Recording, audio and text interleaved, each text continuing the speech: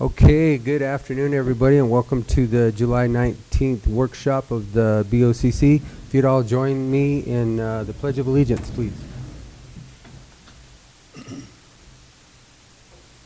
I pledge allegiance to the flag of the United States of America and to the republic for which it stands, one nation, under God, indivisible, with liberty and justice for all.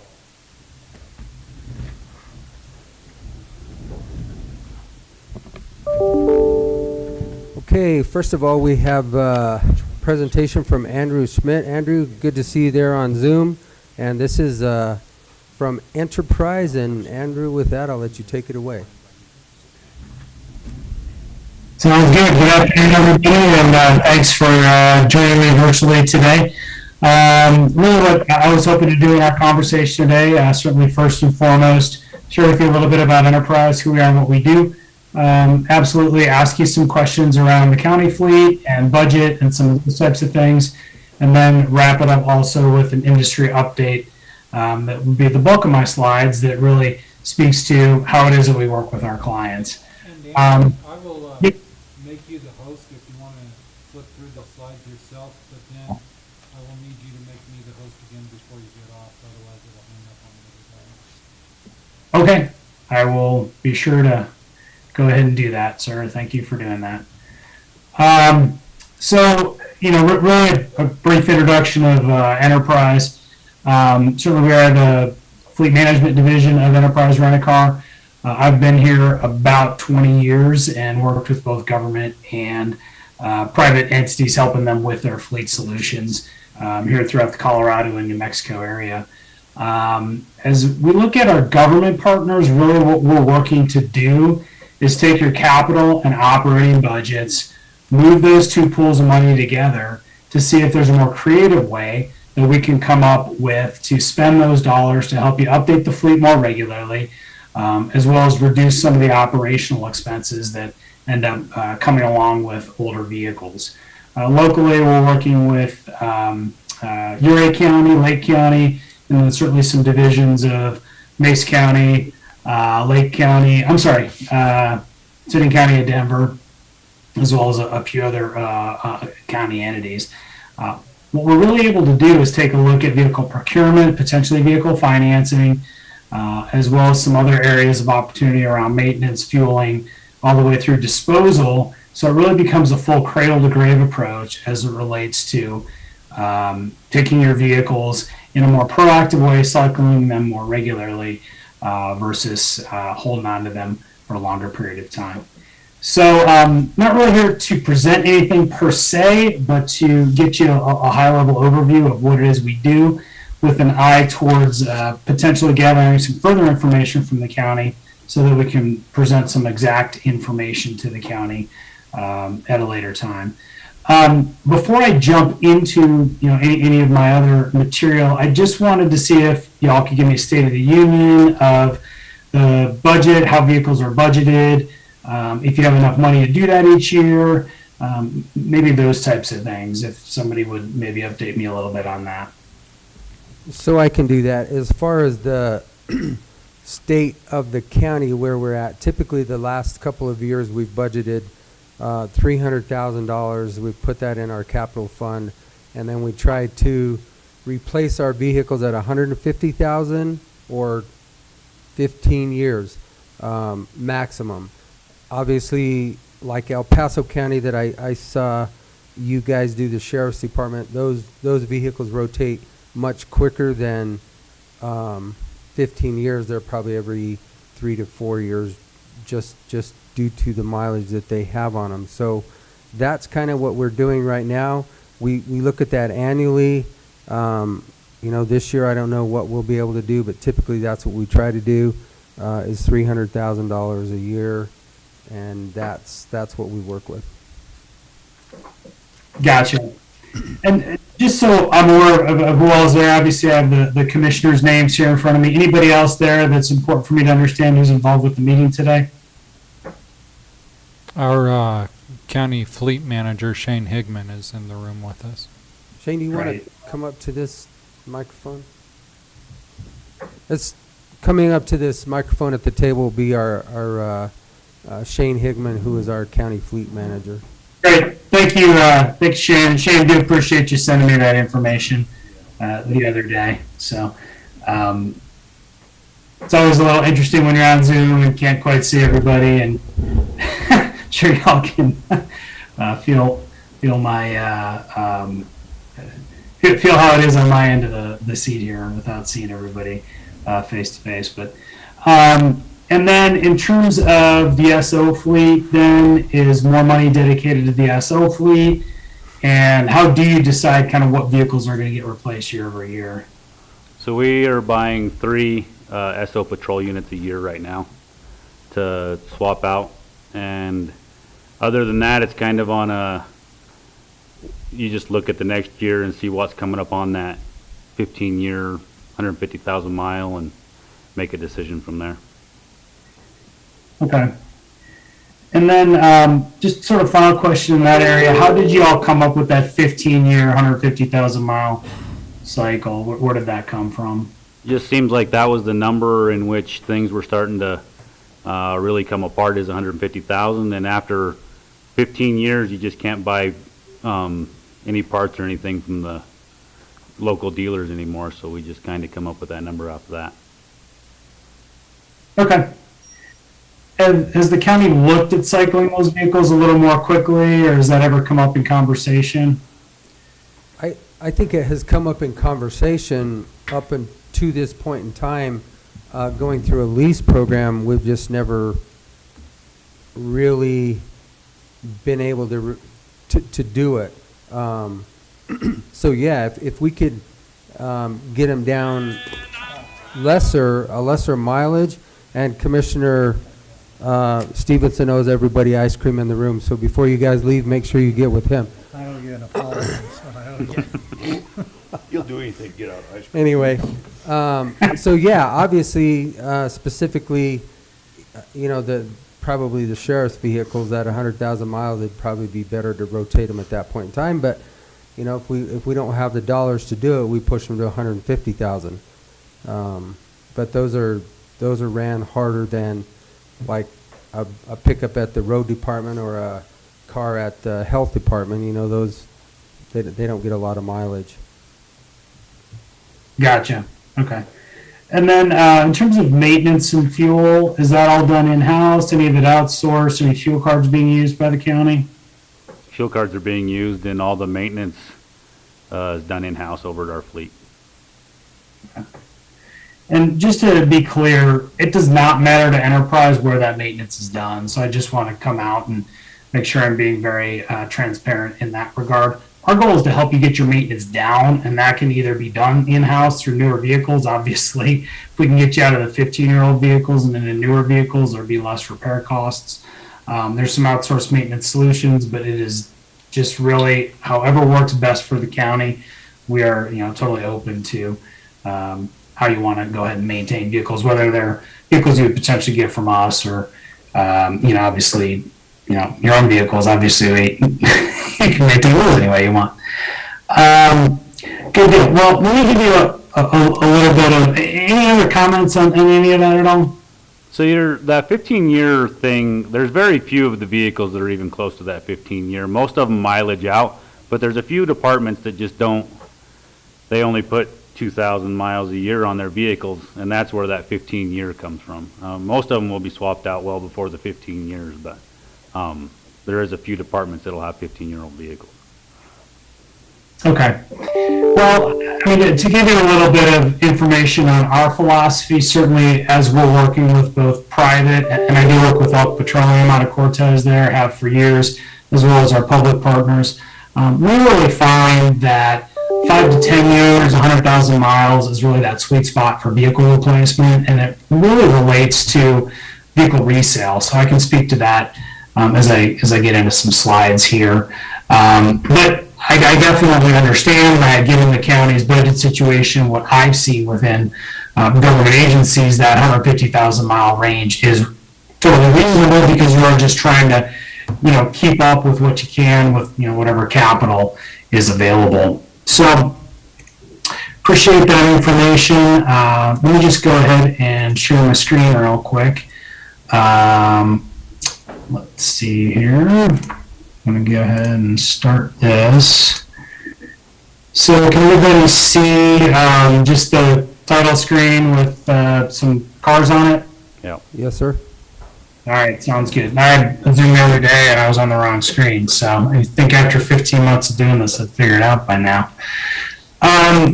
Just real briefly, I did speak to some of the references that we do work with, so obviously you're going to know some of these folks. We do have also an agreement with Sourcewell. I did go in and peek at the usage report, and I know you've used Sourcewell in the past, so the reason I bring that up is if this is an attractive option to you, the Sourcewell contract is an available way to do your due diligence, assuming that your procurement folks at the county are satisfied with that particular way of doing your due diligence. And then as we kind of get into, what is going on with vehicles, right? Nobody likes to buy a new vehicle because they depreciate like crazy, and we understand that. But the beauty about government is that you don't necessarily start your depreciation curve up here, right? Most of my government partners are starting their depreciation curve lower for the simple reason that you are buying a vehicle and getting a very large government rebate. Enterprise can leverage the manufacturers. Government rebates are available to you. We can work to help lower your procurement cost on that vehicle. But the flip side of that is you do have some resale opportunities down the road that we're trying to capture for you. Fuel expense tends to come up as vehicles get older, but really the other area where we see vehicles getting expensive is in that maintenance and repair. Having profiled your fleet, I have seen governments that definitely are not in as good a shape as you are. But one thing that we've seen is that your current replacement is a little beyond what we would generally recommend being your optimal replacement time. So what we want to do with our partners, and we do this through a lease funding model, is helping them buy more vehicles more quickly, but cycle those vehicles at a certain interval so that your maintenance and repair is kept down, fuel expense isn't too bad, and we're helping you to capture resale value. Any questions on that at all? I do have a question. So the smaller circle, is that like a 5-year, 7-year swap there? Is that what that's depicting, or what is that? Or is that mileage? Ideally, within government, that is going to be a maximum of 5 years or 100,000 miles, depending upon your mileage patterns. Okay.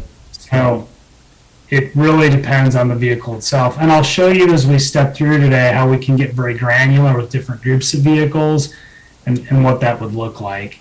But definitely within our government modeling, it's that 5 years, 100,000 miles is where we want to be targeting, if that makes sense. Any other questions at all?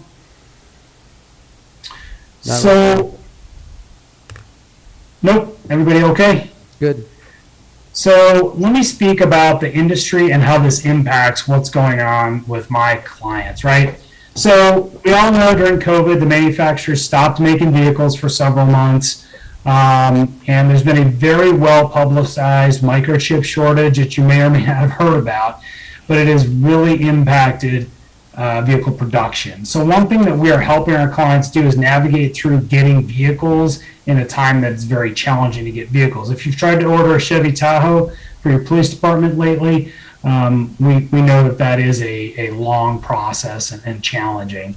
But beyond this, vehicles that didn't get produced in 2020, we also had post-2008 recession a lack of vehicles in the marketplace. Statistically, the economy has stayed pretty strong over the last 10 years. Demand for things like pickup trucks, SUVs has been strong as well. And so what we've seen is this ability to help our clients sell vehicles at a certain interval, increase their resale value in an effort to reduce their depreciation expense on that vehicle, as I showed you in that first slide. Obviously, this year and next year, and maybe even the following model year for vehicles are shaping up to be particularly ugly, but that's having another effect, which is increase in resale values, which helps the economics around why it makes sense to cycle those vehicles out more regularly. Any questions on that at all? Does that make sense? Good. Okay. Sounds good. We all good? Yes, sir. Okay. So what has that done to the resale market? This slide shows you the last 20 years of vehicle sales and the fact that 20 years ago we set a baseline of a 100. That number's kind of gone up and down on average, but we're now sitting at about 150% of where we were 20 years ago, seasonally adjusted for inflation of what vehicles are selling for. You see it went down during the recession in 08-09, dipped for about a month or two during our COVID crisis, but has come back very strongly, mainly because of the fact that the manufacturers weren't making vehicles for a while last year. They're having a hard time getting vehicles out of the door now, and we've had a little bit of a lack of fleet inventory in the market going back to 2008, 2009, when the manufacturers scaled back production. So what we're trying to do is look at some different modeling around what's that sweet spot for vehicle cycling. If we look at a pickup truck, what you might find is a $37,000 stickered price vehicle with a government rebate would be available for somewhere in the neighborhood of about 24/7. These are very round numbers. These are not specific to Montezuma County, but these are numbers that we've seen throughout the years of discounts on various types of vehicles for government entities. What some of our government partners may have done is say, hey, let's look at a 10-year plan, 100,000 miles, get rid of the vehicle. So when we look at auction results, that vehicle goes from costing $24,000 to eventually selling at auction for maybe $3,100, meaning that it costs you about $21,600 in real-world depreciation on the vehicle to run that vehicle over that 10-year period of time. What we would say is let's try to look at a little sooner way of cycling that vehicle. So here's the dirty little secret of the rent-a-car world that Hertz and Enterprise and National, you know, my sister companies live in. Hertz isn't a sister company, but the other ones are, is that oftentimes they may sell that year-old vehicle for more money than we paid for it because government rebates are similar to the amount of rebates that rental car companies get. Now, you put a light upfit on the vehicle or an SO vehicle has got some aftermarket on it. It may not make a lot of sense to cycle it a year, but as we get kind of 2 years or even 5 years out, there's really this sweet spot where, say at 5 years, it's only cost you about $100 a month in real-world depreciation expense to run the vehicle if you're able to sell that at that particular interval. The reason why most of our partners are unable to do so is they don't have the capital to get ahead of it to be able to replace those vehicles more quickly so that they're capturing that resale value at a certain point, which is where we come in and essentially provide that capital, help you cycle those vehicles out a little more regularly. Questions on that at all? Does that concept make sense? Questions, Joe? No, I'm No, good. I'm good. No, we're good. I think we understand it. So let me step through the last few slides. So what's some of the secret sauce as it relates to getting good resale values on vehicles? It really is enterprise and the fact that as a company, we're selling in excess of 1 million vehicles a year. We would take your vehicles, put them into the same group where we're selling our rental car vehicles and other fleet clients' vehicles and try to get as much money as possible. So instead of sending to auction and getting what we can get, we're actually hand selling those vehicles to a national network of dealers. And in doing so, we can satisfy procurement policy under the 3-bid system for government because we're getting multiple bids on that vehicle. But by keeping it out of auctions, getting as much money as possible, we're able to maximize your resale dollars. So it really boils down to us taking a look at the fleet, understanding what would be the best possible way to cycle the vehicle more quickly in an effort to get you top dollar in resale at that I'm going to say 4 to 7 year mark, because 5 years is about the average on that. Any questions on that at all? So is that a guaranteed, like a regular lease, is that a guaranteed buyback at that point in time? Or is that we will do the best to sell it at the best possible price? So that is an excellent question, and really that's probably better answered in my next discussion with the county. The short answer is that our leases have a book value on the lease, and anything we sell the vehicle for above the book value is your gain. So it is not a guarantee, but we generally set the book value of the lease at somewhere between 20 to 25%. So I'll compare that to a normal loan that you might do with your bank. And let's say you borrow the money and you want to pay back a vehicle over 5 years. If you get out at 4 years and you owe $4,000 on the vehicle, anything that you make above the $4,000 is your gain. That's how we set up our financing mechanism. So it's not a guaranteed buyback. It actually works really well because the county contractually gets all proceeds back above the book value on the loan. Does that make sense? It does, but here's the next question. Do you ever have to take anything below the book value? If we don't do our job right, absolutely, we'll end up selling vehicles below the book value. And what I mean by that is, for example, I have oil and gas companies that might do 30,000 miles a year, 40,000 miles a year. If I try to set them up in a loan that's 5 years long, that's probably going to make them pretty upside down in the loan throughout the loan period. It's our job to look at your average mileage and put you in a loan period that matches with a end point where you've got some built-in equity and good resale opportunity. So that's part of this program, is employing a client service representative through Enterprise that helps you year in and year out make sure we're setting those loan periods up correctly. Okay. Does that make sense? Yep. Okay. So what I was able to do, and Shane had provided me a PDF of your fleet, so certainly we hope to take the next step with the county, but I want to give you a little bit of information of what you've got. As I mentioned, your fleet is not, I've seen worse, trust me. This is your SO fleet. You do have roughly 40% of that fleet over 100,000 miles, which we have shown is that sweet spot for vehicle cycling. Some of the oldest vehicles are 2012s. Again, within our model, we could see getting that updated to, within 5 years and 100,000 miles of cycling those vehicles out on a more regular basis.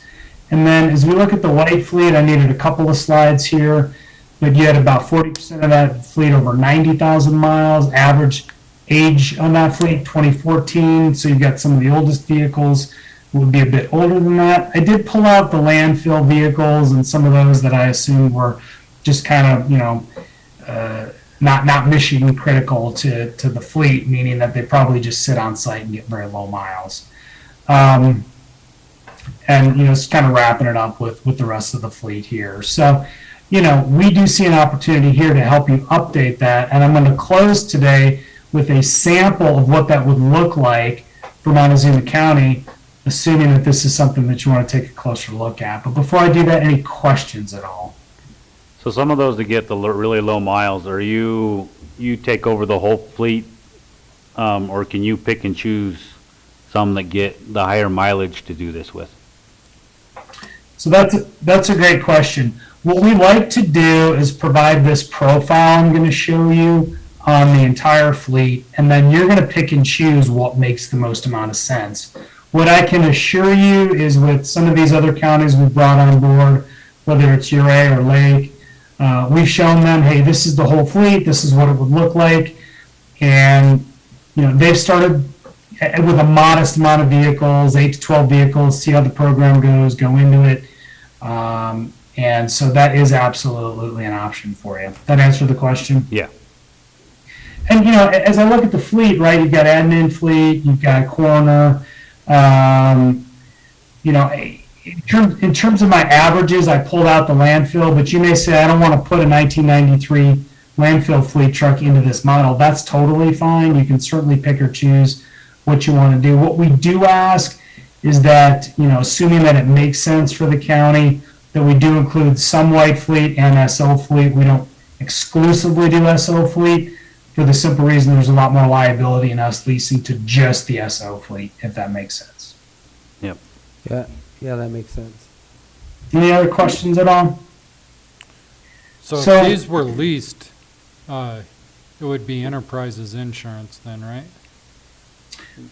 So technically how that works, and that's a great question, Shaq, is that the lessor is responsible for providing insurance on the vehicle. Right now, how do you guys insure those vehicles? Are you self-insured? Do you buy insurance? What does that look like? We buy insurance. Okay. And is that through like a pool or is it through a private broker? It's through a private broker. Okay. So there's two ways we can handle that. One, we do have an insurance program that we can provide through a company called Locked In, one of the larger brokers nationally, or you can just choose to insure those vehicles through your current provider the way you are right now. Questions on that at all? Nope. Okay. The other thing I'll say is if you have a point in time where you pull physical damage coverage off the vehicles, Shaq? Say that again. Do you have a point in time where you may not do physical damage coverage on the vehicles once they get to be a certain age? Yeah, some of the really old fleet doesn't have full Yeah. coverage. Yeah, it just has basic liability on it, and that's it. Yeah. I would say anything over 10 years old probably has nothing more than liability, but I can't Well, answer that. it depends. We've got full coverage on the sheriff's stuff because there can be more than liability. Well, I involved. understand that, but excluding the sheriff's vehicles because they're kind of a special creature, but I don't know if everything there's else- like a set number on where we take it off. I think it just depends on what it is and if it's worth having full coverage on it or not. But, I mean, a lot of that stuff is probably the 12-year-old, 10 to 12-year-old stuff probably doesn't have full coverage on it. I'd have to look that up. Right So- now, I would say between 10 and 12 years, I would agree with Shane. Okay, and I can take a look at what vehicles those might be, because as you mentioned, I think you guys are miling them out more than you're actually going to that 15-year mark, so we can definitely take a look at that for you. Any other questions at all? So what happens to our current fleet? I'm sorry? What happens to our current fleet if we bought everything through you? Let me get to this next slide, and I think that'll answer the question. So I want to show you a sample deliverable of what the county could expect to see from us as we put this analysis together. I think the great thing about this analysis is we've done a lot of them, so they're very thorough, and we can do them fairly quickly. I think the other thing I'll say is there's companies out there that do studies, quote unquote, that will do this for you for a certain amount of money, and they basically come up with the same analysis. The great news is this is something that we do free of charge in an effort to look at a potential partnership with Enterprise. So the first thing that we do is we put your fleet into our fleet plan analysis. And Shane, that was part of the reason why I was asking for the information Excel, but we can get to that step maybe at a separate time and try to figure out how to get the bins uploaded in my system. Okay. So what this shows is a fleet of 260 vehicles, and it basically shows you that we're going to take these 260 vehicles and replace them over a 5-year period of time. We can pull out underutilized, or we also can call them vehicles we don't want to include in the program. But what this model shows is, first and foremost, in 2020, we're going to replace any vehicle that's 10 years or older or over 100,000 miles. So within your fleet, there's probably about 40% of the fleet that would hit that benchmark. Next year, we're going to go 8 years or 75,000, 6 years, 50,000, et cetera, until we've gone a full 5 year of roll-on of replacing the vehicles. For this particular account, we did 70 vehicles the first year, 20, 46, 60, 57, and so on, until we replace the whole fleet over a 5-year period of time. So to answer the question that was just asked, you would continue to run, in this case, the other 190 vehicles that you own, and only replace 70 vehicles in year 1, based on these replacement criteria. Does that make sense? Yeah. So I think what Shane, if I think what you're asking is, we would, after a period, after they've been cycled through 5 years to replace the entire fleet, they would just continually roll over on that 5-year program, and they would all be leased through enterprise. Basically, the county has no involvement in ownership at that time, correct? Is that your question? So that is correct. However, the county makes the call on when the vehicles are put into service or taken out of service. So you would have an account management team in enterprise. We will meet with you once a year. We will, well, we'll actually meet with you 3 times a year, but once a year we do a big planning meeting. And we'll come back to this original plan.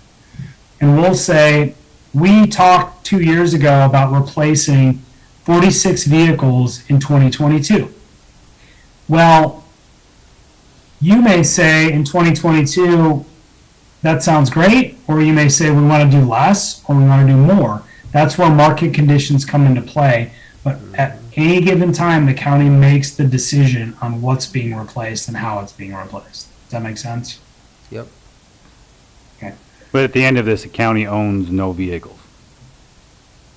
Excuse me? At the end of this, the county owns no vehicles. Unless we decide to purchase the vehicle outright. So if I get you right, that vehicle can be sold through you all, or we can actually just keep it at that book value that you talked about, correct? Correct. So let me put some round numbers around it. Let's say that the vehicle, very few vehicles are this price these days, $20,000. And let's say that the book value is $4,000 at the end of 5 years.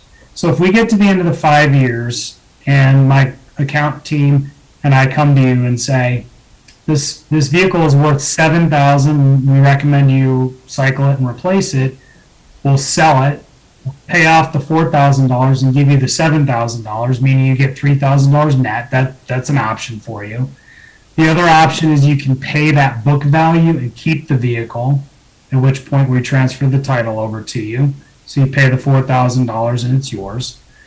And the other option is you can continue to make payments on it after the initial loan period, but I refinance you at the $4,000, meaning that even if we kept your payments the same, you would have more principal and less interest being paid on that loan monthly, and eventually it would be fully paid off like a normal loan, your house, your car, whatever, and then we basically have ownership transferred to Montezuma County if that's what you wish to do at that point. So right now, we purchase all of our vehicles outright, and we never pay interest at all on them. Yep. So here's the beauty of our model, Shaq, is that even with interest included in the scenario, we're able to help you accelerate that replacement plan, because typically what we see with counties, and I think one of the commissioners spoke to this a few moments ago, was, maybe if we had more capital, we would update the fleet more regularly, but we simply don't, or don't want to commit that capital to SO or white fleet replacement, which is where we step in and provide some of that capital. And so the next slide I'm going to show you basically incorporates not only all of the leasing expense, projected maintenance and fuel expense, again, with an effort towards reducing your costs and replacing those vehicles more regularly. Any other questions at all? No, go ahead. So really what we're looking to do here again is on this sheet provide you with, hey, how many of the vehicles might be kind of old. In this case, 70 out of the 260 were over 10 years old. I think that just provides people a good visual that might be viewing this presentation from your community or employees of, kind of how old that fleet is. A couple of things that I didn't mention before I flip slides is we really also want to be looking at safety for your various employees. Obviously, new vehicles are safer. That tends to be a pretty big component of this as well as we look to update that fleet for government agencies, on top of obviously your fuel economy savings you're picking up with newer vehicles. So this is the second half of the deliverable that you could expect to see from us in a presentation to your county, given all the information that we'll ask for, which is not that much. I can get into that on my final slide. What we do here is we provide a benchmark or a starting point for what the fleet budget is. So in the case of this particular entity, they had 260 vehicles. They cycled on average around 10 years, meaning they needed to dedicate capital right now for 27 vehicles to purchase those vehicles for about $750,000. Their maintenance costs and fuel costs came from internal information we were able to pull from them. So we developed a benchmark or a baseline of $1.3 million of capital and operating budget smashed together. Remember, I talked about that when we started today. So we look at that and say, how can we more creatively use this money to help them update the fleet? So the first thing that we do is we profile all of these vehicles that they have and come up with an estimated resale value over a period of the next few years. The beauty of this program is even if you have older vehicles with the strong used car market, you've got a lot of untapped equity potential in your current fleet. So we're actually able to reduce that off the cost of bringing new vehicles in year over year by using equity of your current fleet to help to offset that cost. But that only works for the first 5 years, and then we have to come up with a long-term sustainable plan for years 6 through 10. So as I showed you on the previous slide, we've got this system where we're pulling in 70 vehicles, 20, 46, etc. year over year. So we follow that plan here, 70, 20, 46, etc. The number of owned vehicles go down, leased vehicles go up. Yes, your lease payments go up. We absolutely understand that, but we're able to offset some of that expense with equity from your own fleet. We're able to reduce your maintenance and fuel costs as well, because just imagine we're taking a 12 or 14-year-old Ford F-250 and replacing it with maybe a brand new F-250, or maybe you can get by with an F-150 and we can put you in something more fuel efficient. And we're reducing your maintenance costs because obviously a brand new vehicle is much less expensive in maintenance and repair than an older vehicle. So you can see what the fleet budget does. This net cash is just compared to your fleet budget year over year. So we come up with a total 10-year savings on the program. But again, I did tell you, it's easier for us to make this work really well in the first 5 years because we're offsetting with your fleet equity. I'm sorry, your current fleet equity. But we then want to look at an overall 5-year average sustainable savings, which in this case was about $260,000 per year. And we're also adding back equity that we're getting from your leased fleet. Remember, we're taking your vehicles that might have 20% book values, and statistically we're selling these things for 40 to 50% of their original value because used trucks right now and certainly projected into the future are worth quite a bit of money. So we're able to help to offset the cost in that way as well. So our whole thought process is if we can help you replace those vehicles more quickly, in this case it was a substantial savings, even if it's a bit of a cost neutral to a savings, we really see some wins in uptime on the vehicle, safer vehicles for your employees by helping to update those vehicles more regularly. So I threw a lot at you there, and the first time I saw the spreadsheet, I was like, wow, I need some time to digest. But any questions? Do you understand kind of where I'm going with the conversation and any questions specific to this information?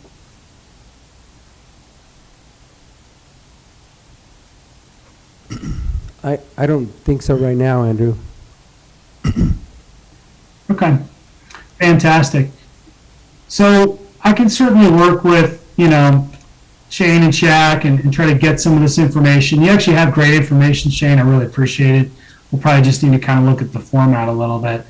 But certainly our next step here would be, certainly answer any questions you might have today, gather that information that's specific to Montezuma County so that I can spend the time that we need putting together the deliverable for your county specific to your fleet information and current maintenance costs. So any concerns with moving forward into that next step? Any questions you have at this point? Not at this point. Would you be sure you turn the control back over to me before you get off, though? Does that answer all your questions, Shane? I mean, I will absolutely do that. I will close and thank you very much for your time and hearing about the potential opportunity with Enterprise, and just get back with Shaq on presenting some options to you based on Montezuma County down the road. And certainly thank you very much for everybody's time today. So, Shaq, if I hit end, then I can give you control. Go to participants and right-click on my name and then choose Make Host. All right.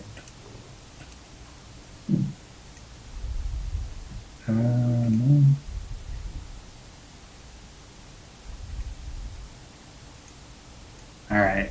Did I do that right? Yes, you did. Thank you. Everybody, thank you so much for your time today. I do appreciate it. You have a Thank great you. thank you, rest of the Andrew. day. Appreciate it. So does that make sense to you? Do you have more questions, Clear as Shane, mud. or- Yeah, it'll just take more research. I mean, I'll get him to send those. If I can get him to email that slide show to me, I can pick it apart a little bit. It's just, like you said, I've that's got it. I'll send do you? it to you. And then, of course, one of my concerns is, like, next year we're facing a budget shortfall, our revenue shortfall because of Kinder Morgan.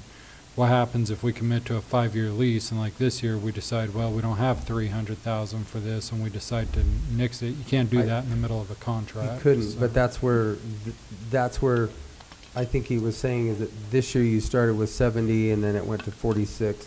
You don't have to, that could be 0 for the following year, depending on. My what only the- concern is that it's like taking a paid-off house and hawking it. Mortgaging You own your whole fleet now, and we're in fairly decent shape, and we're getting to the point of having it in really good shape. And then you're good with this 300,000, and I don't know the numbers from him, but then you No, end up. That's what we have to look at. It's, Yeah. you have to look at- I'm with you. I have think to it look at sounds the like a reverse older mortgage. vehicles.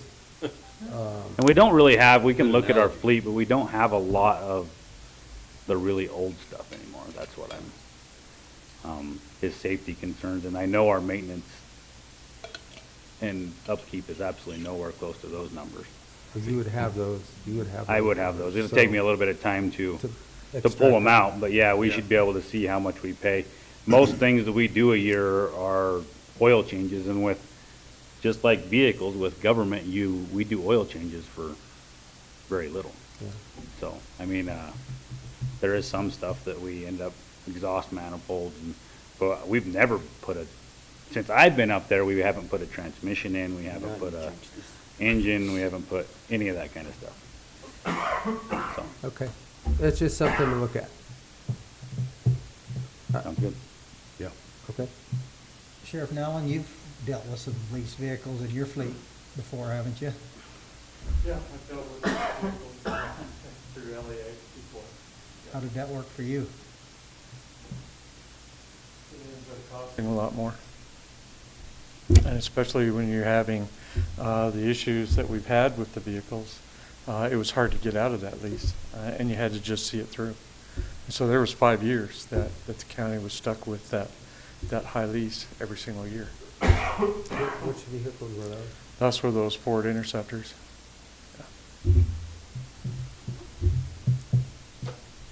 The 2000, they're like 14 model.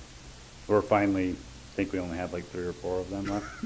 Yeah, I'm trying to get rid of them. Because they're twice as expensive. Was that Explorer or something, that little, Yeah, it's the Explorer.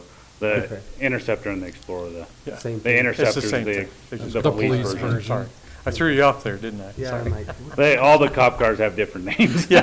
responders, interceptors. Yeah, they're an expensive vehicle to maintain.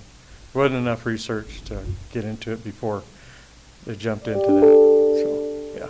And that would be I mean, we can pull what your normal maintenance costs are on things, but Yeah. even with the issues we've had, it's still nowhere close to Yeah.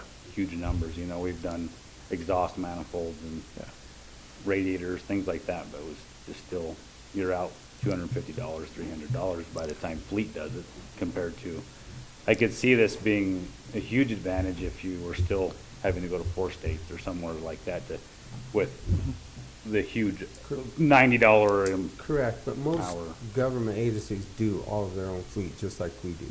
We Except don't. for, I doubt like Uray and those people do. Uray County and El Paso County probably does maybe El everything. Paso, yeah. They're Yeah, 15 times even the larger. state does their own, so. And there's only so many units in our fleet that get a lot of mileage. It's Which is the road typically department pickups, the road the foreman department and the pickups, sheriff's and the department. patrol unit. Okay, just something to look at. And I can get him any information he needs, and we can go from there. And we can dissect it a little bit and see, maybe his numbers make sense. I don't know, I have never pulled, I'm not saying that they would make sense specifically maybe for you, Depends, but, depends. I mean, we have a lot of other departments that, you know, it might make sense for. yep, have to crunch the numbers. But I assume all that comes in the next phase of this. Yeah. Yep. Okay, good, thanks. Thank you, guys. Any other questions for Shane before he gets out of here? No, go make it rain. All right. Thank you, Shane. All right, next on our agenda, we have dealing with a substance abuse, and we have The Ministerial Alliance. some specific people here. If you guys would like to kind of come forward, PhillipKennedy, ShanePrentice, ChrisDahl, KenSaul, JoeMehesy, and JeffMcDonell. Are you all here? And you might as well bring as many chairs with you as you want. We'll turn both mics. You want us to get close? Yeah, you can just kind of line up there, and we'll grab a couple mics for you all.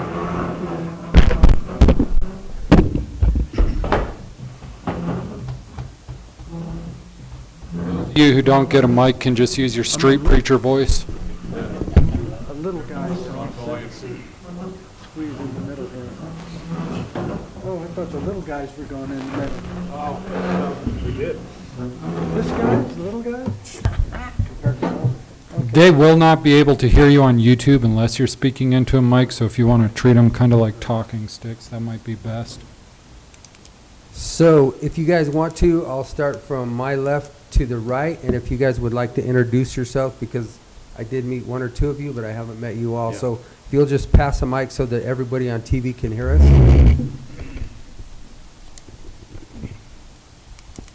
No, push the button again. Push it again. Yeah, There you go. There you go. Am I there? Yeah. Okay. Yep. I'm PhillipKennedy, here in Montezuma County, and deal in prison ministry and jail ministries. I'm Bob Casillas, and was involved in a lot of jail ministries at COAC and also Cortez, and also a pastor and involved with the Way Ministries. ShanePrentice. I am the president of the Ministerial Alliance and also pastor at Mesa Trails Cowboy Church in Mancos. ChrisDahl, I'm the president of the Way Ministries. JoeMehesy, I'm the founding director of the Christian Discipleship Center. Pastor JeffMcDonell, Evangel Assembly. KenSaul, director of the Christian Discipleship Center here in Cortez. Okay, gentlemen. Well, basically, we wanted to have a conversation. We had the AG here in town last June, the 2nd of July. Couple of weeks ago.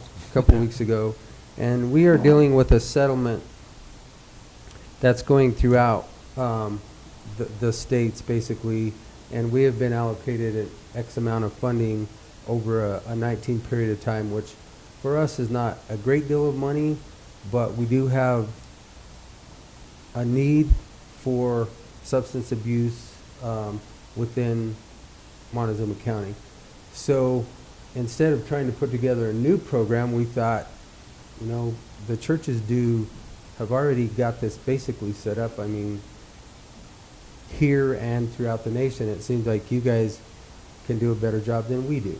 So that's why we're here, is to kind of basically brainstorm a little bit with you and see if you guys have any good ideas. We do, we're just wanting to reach out, and I'm going to turn it over to Shaq because he has a little bit more information than I do. But basically just to open up the conversation. With Sure. What can we do as a team? And whether the opioid settlement comes through or can be used for this or not, substance abuse and mental health issues are still something that have to be addressed in our county. They're not getting any better as time goes on, and so the commissioners had directed me to find out what the churches would have to offer, and so at this point, I'd like to hear what you guys are doing and what your recommendations are as far as helping people recover from the bondage they're in to substances. Don't all start at once. Take your time. I guess one of the main things we do is a Christ-based recovery 12-step program. Bob and Chris here are the founders of Life Recovery. Can I get you to pull that just Absolutely. a little closer? Bob and Chris here are the founders of Life Recovery. There's Celebrate Recovery also that's run in the county. But it's really a 12-step program. They can speak a lot more into that. One of the biggest things that we have found in the Christian community is that in order to break the habit of addiction, it takes a long-term commitment. And that's why we have found that programs, rehabilitation programs that last from 12 to 18 months are usually, we have a better success rate than those that may last 3 months. In that, any time that you take, I'm a former addict, any time that you take something like that out of your life, you have to replace it with something else. If you're not purposeful in replacing it with something positive, something negative will just pop back up. It may not manifest itself in the same drug or the same addiction, but it's going to manifest. You know, it may not be meth, but it might be porn. It may not, you know, it may not be heroin, but it might be alcohol. And so with the long-term rehabilitation programs that are Christ-centered, our focus is to really replace what we take out in addiction with something that is positive and what we believe to have power to actually make a change. You know, we're focusing on changing their hearts in order to change their lives, not legislating morality. So what can you guys handle as a group? What do you typically, within your organization, is it a handful of people, a dozen people, 2 dozen? I mean, what? So what do you do now? What are your success rates, basically? Go ahead, Chris. Currently, we have a Thursday night open meeting. It's for co-ed, so men and women. We can grow as big as we need. It's one of those things right now. Currently, we have about 20 people that attend every single week. But that group can get as large as we need to accommodate people. So is that just a weekly meeting, or do you actually house the people, or how does that, I mean, how does that work? Ultimately, Montezuma County is lacking in the fact that we don't have an in-house residency for rehab. That's something we haven't had and we desperately need. We have different facilities around here. The Bridge is a great opportunity for homeless to have a place to stay, but that doesn't give them in-house rehab. We don't have one. Tell them about your Thursday night meeting and how many are at that meeting. Yeah, so the Thursday night, we average about 20 people. We serve a light dinner, and we go into an open discussion. We go through the 12 steps, which is a way to change your life. It goes through and walks people through how to do it.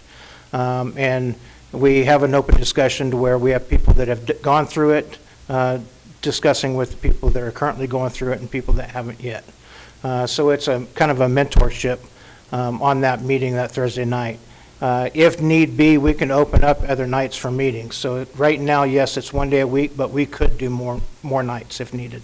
So your largest challenge right now is a housing, is a place to actually facilitate the housing of the individuals through the program? There are some people that need somewhere to go, and we don't have anywhere to send them. So that is a need. Do you have an estimate on numbers? Currently, we do not. Okay. I know that we have sent some people down to Gallup because there's an in-house or inpatient facility down there. And that is a 1-year facility, so we tend to work with them and send people down there if needed. So what does it take to send them to Gallup? What? Car ride, get them a bed there. Sometimes there's a waiting list, so it all depends. And how do you choose who goes or who stays? Or is that determined with your group, or? You'll have to forgive our question. We're kind of new at this. No, it's all right. As far as the World Changers organization down in Gallup, it's free of charge, and they will just accept anyone who is willing to put forth the commitment of changing their life. I mean, World Changers would like a year commitment from the person coming in. Other than that, there are other Christian-based rehabilitation centers around the country. There's one for women in Olathe. Those are typically there is a charge for that. But aside from that, the people who come into the life recovery meetings, we try to place them with, we encourage church participation and try to get them involved into a community of believers who will actually hold them accountable and just give them a call every day and begin to do life with them. But for somebody who is just chronically falling back into addiction, without removing them from the situation that they're in and placing them in a brand new place where they can rebuild, it's almost impossible. And I guess that's why my question is how do you decide? Because moving somebody from here to, say, Gallup or, somewhere geographically different makes sense because you're moving them out of their elements and they're not around the same people or family that they're functioning that created that. And ultimately, we don't decide. If somebody comes looking for help, and is wanting to make that change, then we facilitate roads to that change. Okay. But we don't pick and choose who goes. That's really on them. If they want to get clean and they want to make a change in their life, then we do everything we can to get them in a program that will fit their needs. They just ask them for that 12-month commitment. Right. And we just found that a shorter than a 12-month commitment is the success rate is much less. And how do they find you all? Are they referred by someone or walk through the door? All of the above? Right now, they're just either referred by somebody or they just walk through the door. We just have an open door, and we do have pamphlets out and cards out that are, in the churches, several churches in the community that will let them. A lot of it is word of mouth. And a lot of what we do is just basically a life-on-life type of recovery. And so you were asking about removing people from their element. All of that is taken care of through the program itself, where we teach people that basically you're going to become who you hang with. If you want to get away from drugs, and there's got to be that need inside them to want change. And a lot of times we get people that are already at that point. They know that they need change. So they're not coming to us basically because they were sent there. They're coming to us because they don't have anywhere else to go. And we just know that that change has to start, basic with them, but it's also going to be a change that has to come from, the Lord has to do a change in their heart. But they have to have that desire to do that. And it's like, even when I was raising kids, I always used to tell my kids, if you want to, if you who you hang with is who you're going to become. If you hang with people that do drugs, you're going to do drugs. You hang with people that are scholastic or into sports, that's what you're going to do. Well, we do the same type of thing, teaching them through the steps that they need to change. They need to quit hanging with the crowd that they hung with. So that's, just to your direct question on that, it's kind of done through the program itself. And it's just a life-on-life type of treatment that we do. And we do it just because we have the heart to do that. Do you have a success rate? Do you have any data that? We don't have any data for that. Me and Chris were involved in Celebrate Recovery for a lot of years. We were part of the leadership on that and the team. They use a team type of acronym for the leadership. And we started Life Recovery, over a year ago. So we, haven't even gone through one full session of the 12 steps yet. 12 steps will take about a year to do. So we don't have any type of information on that. But I was involved with bringing recovery into Towalk Jail, which I did for, it was a BIA jail. And I did that for almost 3.5 years. And there they did track recidivism on their inmates. And they found that people that were going through my recovery program, they found just a very large decline on that. So there is a record of, how that does help, and just people just being recycled back into the system. Are we on there? Yeah. With the Assemblies of God, they're not all Assembly of God facilities. They used to be. It's called Teen Challenge. In the beginning, it was Teen Challenge. They were dealing with teenagers. Now they're actually dealing more with adults. They still call them Teen Challenges with the Assemblies of God. They're the high, and it's a 1-year program up to 3-year program. And the individuals that go to the Teen Challenge, and I have a flyer for Shaq. This one represents literally for teenagers. The Olathe one has mothers and their children in Olathe, and then Denver and Phoenix have for adults. And the Teen Challenge program has an 87% success rate. It's the highest in the nation if you make it through 1 year. And then the Phoenix and the Denver one, they also have Bible schools through the Assemblies of God that is accredited. If they make it after the first year, they can go to a second and a third year. I did some research on the government ones, and there it is. And the highest rate in the governments that they have now is 13 to 15%. The recidivism rate is almost 80 to 90%. And the Teen Challenge is 75%. They drop out within the first year. So it is still a challenge. And so we have Assemblies of God that have Teen Challenge all over the country. And so we actually have a guy right now in the Galveston Teen Challenge, and he was here in Cortez. I think you guys would all know the family's name. I can't say the name. And he's basically drunk every day for 13 years. And he just hit his 6 months milestone. And he called me last week and says, Pastor, I'm staying. If you see like in front of Walmart in the wintertime where they're selling paracord wristbands and stuff, then there's several other ones that do that. The Gallup do that also. They have a woodworking shop that they're training the men to get into woodworking and carpentry. And so when you see those guys selling the bracelets and stuff in front of Walmart, that's one of the ones out of Galveston that do that. And so he said in 6 months, he said the first service he got there, they called all the new recruits up and they prayed for him. And he said, Pastor Jeff, I felt the presence of God. And I woke up the next morning and I did not have DTs. He goes, I have had no DTs in 6 months. He goes, I'm staying. Since then, we sent another guy, and possibly a third is going to go to Galveston. But they're all over. And I asked the pastors, Shaq had called and said, can you get the pastors of the MMA? And I said, I don't think we should have all the pastors here. You get nothing settled, but get the guys involved in this community that are dealing. And this is KenSaul. He's the new director out at the Christian Discipleship Center. And so I've asked these guys to come because they're working with the addicts and in the jail on a daily basis.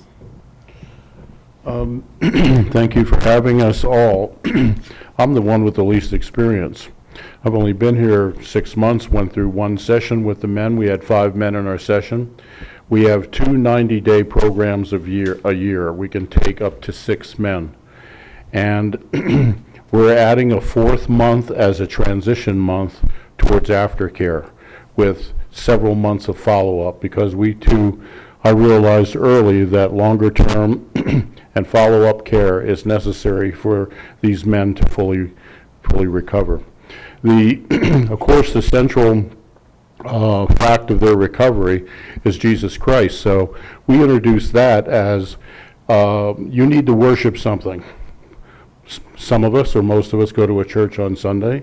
You go to the worship. What they're worshiping is the drug and the feelings that they get from those drugs. Trying to change their idea of what is a healthy worship pattern and what isn't. And also, we're changing some of our education program at the Christian Discipleship Center, and I'm introducing biblical native masculinity, so that these men know who they're supposed to be in Christ and what a biblical male representing it being a father and a husband needs to be. These men have lost their identity in this culture that we have today. Males are constantly, for the last 20 years, have been put into another category and been set apart as not the answer to issues, but as adding to the problems. And the native culture is matriarchal. So when they have these issues in their lives, they have to deal with a matriarchal society when they go back home. And in many cases, these homes are disjointed in a way where fathers are either missing or not participating in a healthy way in the families. In the last session that we had, which ended in March 31st, the men graduated, 5 of them graduated, and one of them has gone very astray, and one or maybe 2 others are just hanging in there. But there was one man that, on my own initiative, I asked him to go home for the month of April, and I'm going to bring you back in the month of May. I brought him back, and he spent time on the campus, back with the staff, back with Joe and other staff members, working a part-time job, and getting re-energized in the 90 days, in the 90-day program that he originally had.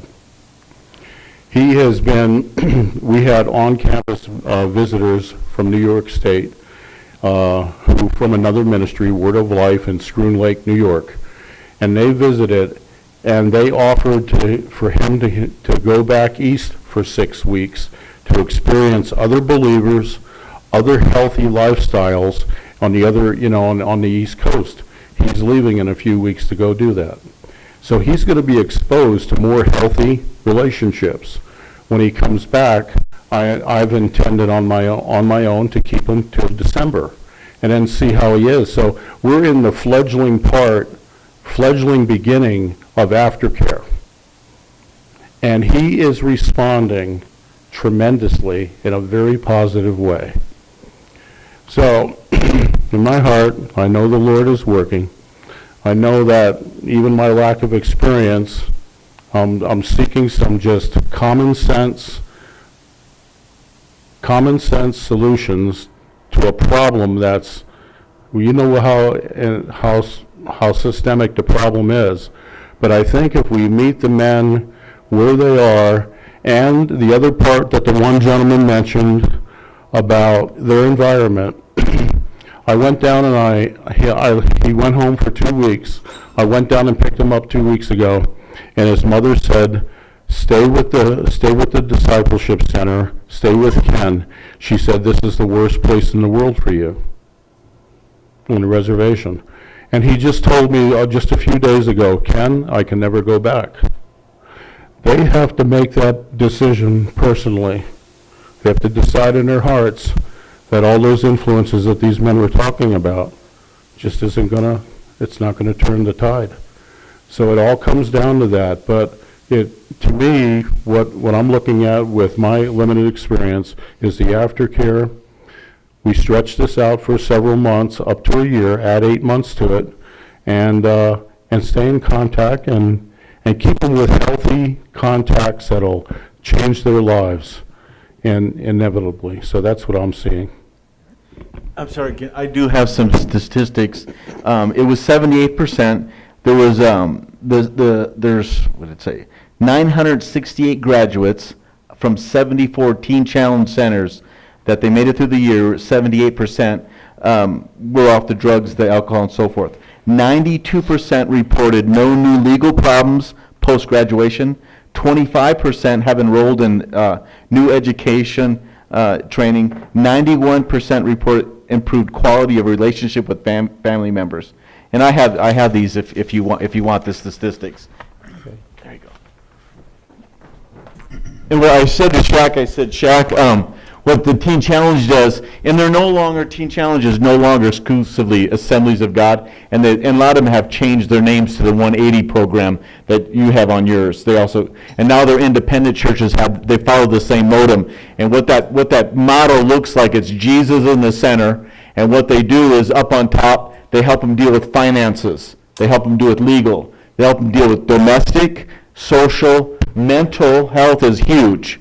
Trauma before, during, and after incarceration, psychology, career and profession, and ministry. So while they put the spirituality first, most government agencies put spirituality last. And I talked to Shaq, in these programs, Christ has to be the first responder, not the last option. And that's why the success rate, as we sitting here, we say that. Now this is JoeMehesy. He is the program coordinator, and probably he's the veteran of us, over 30 years, dealing with the addiction in Montezuma County. Well, I just want to say that we have focused on the Native American population, and 80% of Native men are either abusers of alcohol or addicted alcoholics. And so it's very widespread on the reservation, and the big problems on the reservation are fatherlessness, because of fathers being gone or being alcoholics, and childhood trauma. And so Native people drink mainly because they want to cover their pain. They just don't know how to deal with their issues of life.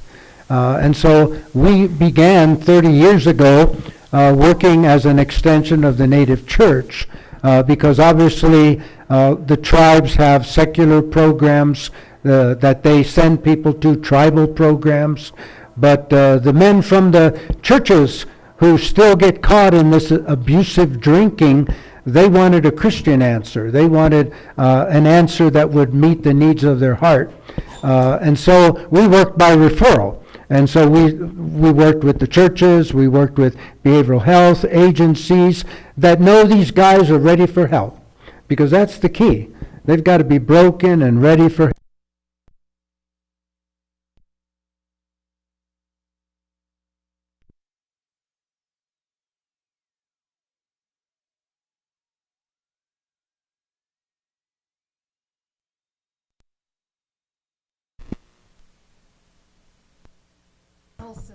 There, come back. Now? Yeah. Okay, if they're still in the manipulative stage of their life, you can't help them.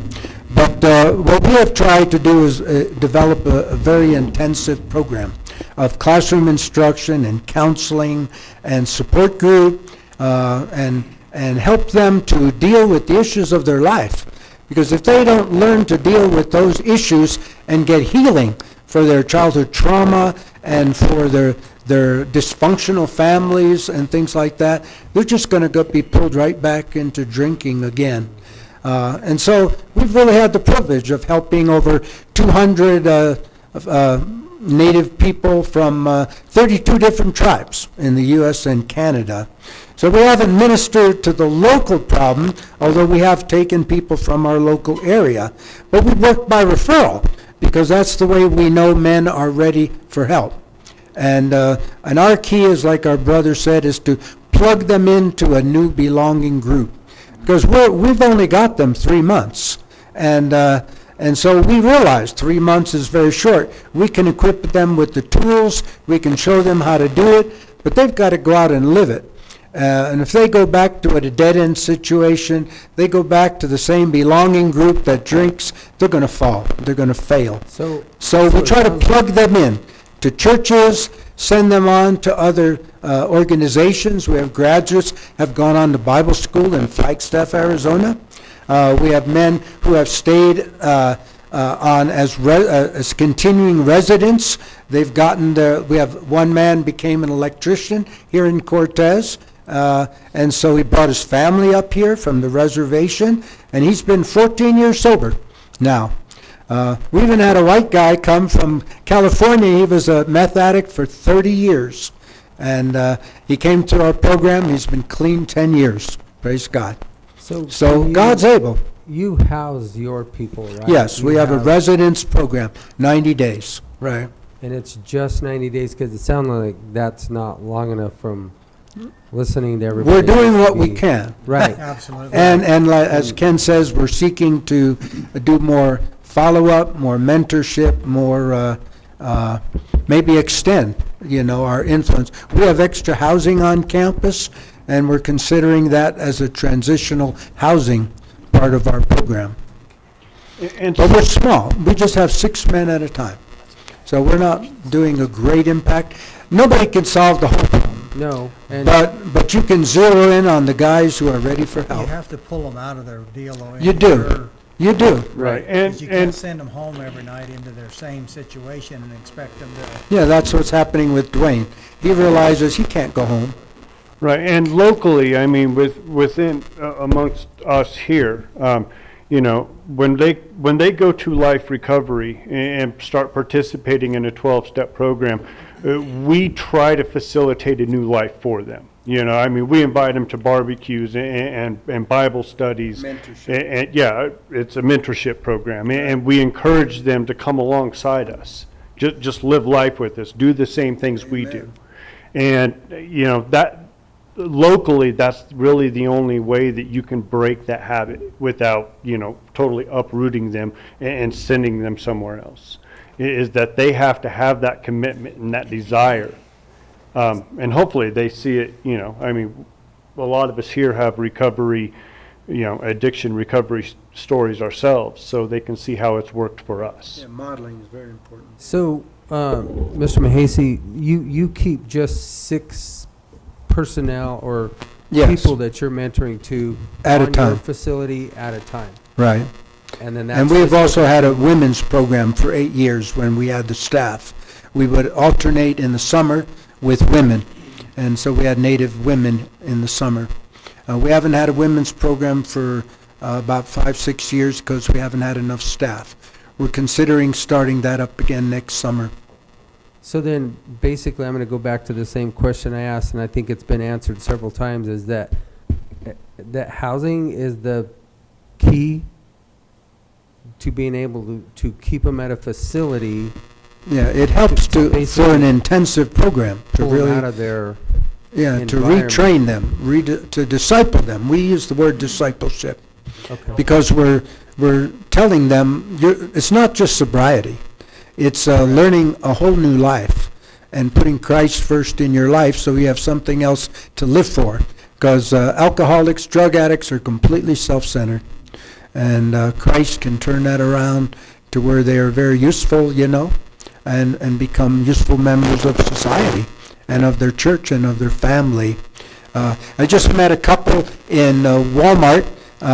He went through our program twice. And he was a terrible alcoholic.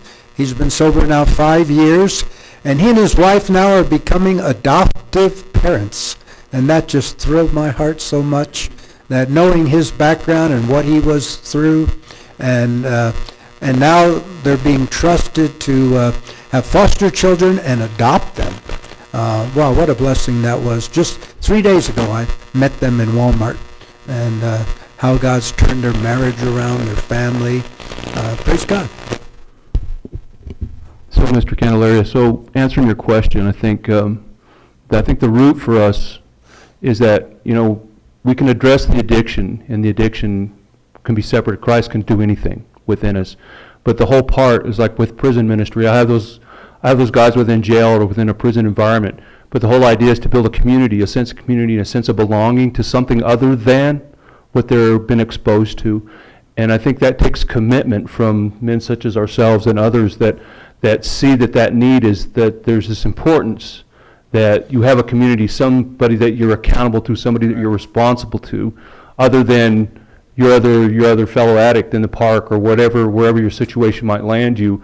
And I think that my experience with these guys is that, okay, so I've worked with you in prison for 5-6 years with these guys before they get out, and we call it jailhouse sobriety because they have no option to get a hold of the drug or the alcohol that they do. I mean, it's there, and the idea is within a prison environment is we take these individuals and say, okay, now you have an accountable group, and there's somebody that's solid that I know is following Christ and has turned their life around, has seen the truth, and has fallen away from the addiction process and that lifestyle. And so they're accountable to them, and then what happens is when these guys get out of prison, the first thing they want to do is they want to go back to where they came from. So the idea is to not just change their mind, but you have to have a heart change. That I want something different. I want more from my life. I want more from my children, because it's the addiction process is generational. You know, you get these guys that are their grandfathers in prison because he was selling drugs, and then it's almost like a badge of honor for this guy to say, well, now my dad's here and my uncle's here and my son's coming. I'm so excited I get to see my son. I'm going to spend time in prison with my son, and then it's all an addiction problem. And it starts kind of like what these gentlemen have been talking about, is that, you know, it's with like in the Native community, but it's also within the white and Caucasian and everybody else. It's rampant. You know, this new drug that's out there, the blue pill, is fentanyl, which the guys are dealing with here in town now, which was, you have no idea of what that is, but it's a pass on. I've watched a husband and a wife where she got addicted to fentanyl, and he was a meth addict. Now she says, well, the fentanyl is better. So now he's doing fentanyl and meth, and he's talking to his friends and saying, hey, you need to try this. So that it's like a pass on. They just keep passing this thing on from one to the other. And so once you can build a community, and you can show that there's this value within community, within being kind of like what they're doing here at the Cowboy Church. Hey, come to a barbecue. You know, I'm going to come along beside you, and I'm going to walk with you through this process. And I'm going to be with you. Call me. I don't care what time of day it is. Call me.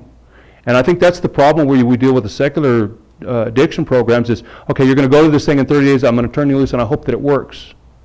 You know, and there is some accountability, but you haven't changed the community. You haven't changed the heart. So I think when we deal with housing, that's a big deal, because you have to start building a community.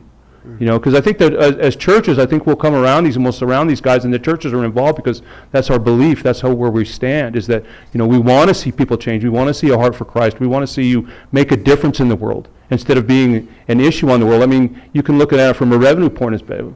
I mean, how much does it cost us to keep an individual within jail? How much is it? You know, it's like $80,000 a year within the state of Texas to keep a guy in a minimum security facility. You know, and then you have all the issues that come out, and then the effect upon the family. Because it's kind of like throwing a pebble in a pond.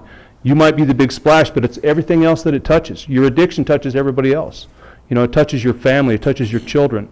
And so I think you need to change that whole, so he can come back and be actually positive within that home, you know, and positive to his community.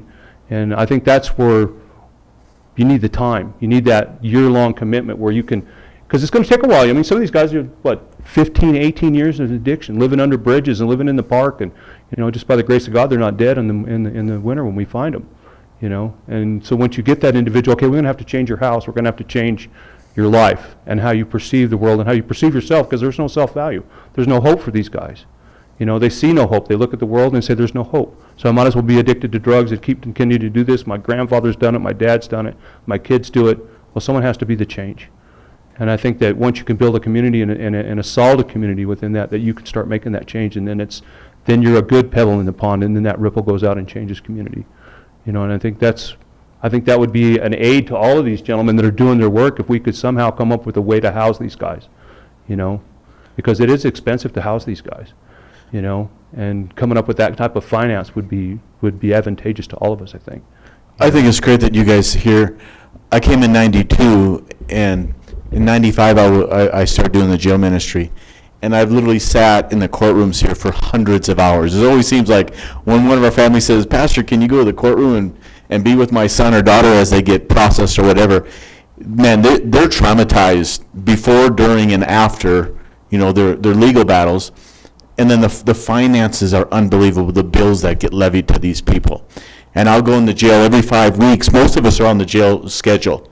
And every 5 weeks, we go in the jail on Saturdays and we minister.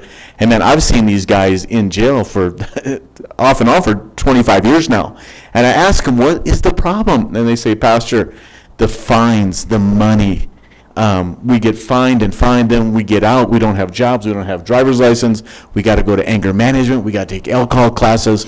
And when we get out, we're thousands of dollars in debt with no job. We got child support. We got a wife or an ex. And they'll tell me, as soon as I get to the park, I'm back on meth. I'm back getting drunk.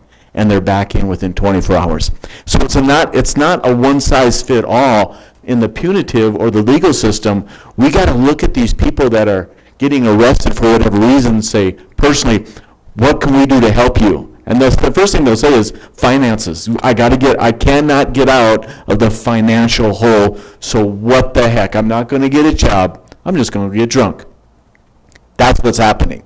So we have to, and I've talked to parole, I've talked to Pinion, I've talked to social services, and I was a hospital chaplain for 9 years. I was the lead chaplain at the jail for 8 years with Joey Chavez, and so I've seen this thing, and the whole system we have to address these people on a one-on-one. Then the trauma, mental health is huge. Then the traumatization that they've gone through, as Joe had said, and even the women are going through the process have suffered even more traumatization through the legal process. It all needs to be evaluated from the top down.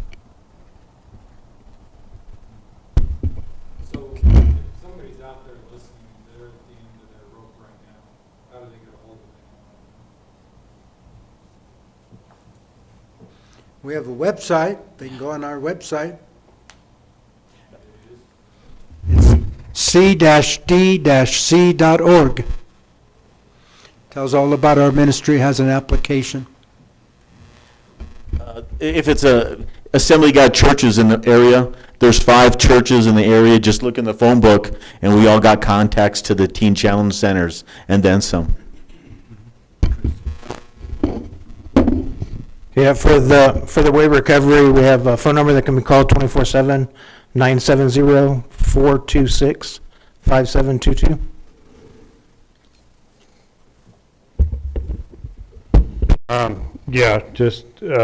The Cowboy Church is an Assembly of God affiliated church. We're Facebook, websites. You can reach anyone, anytime you call, any time of day. Someone will answer.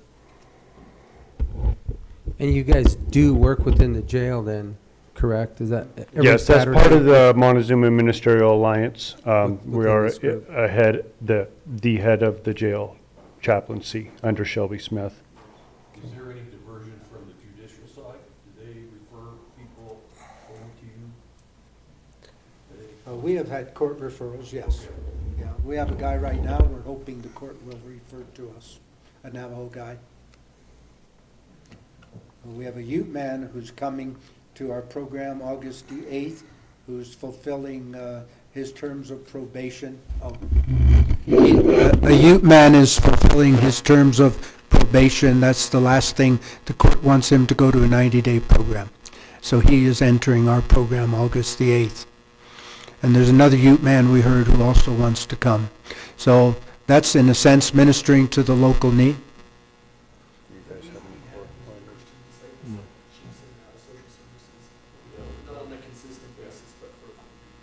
So your facility only functions with 6 right now, correct? Do you Right. have the Right now, capability of we could hold 11 if we had enough staff. We're having a staffing issue. It's hard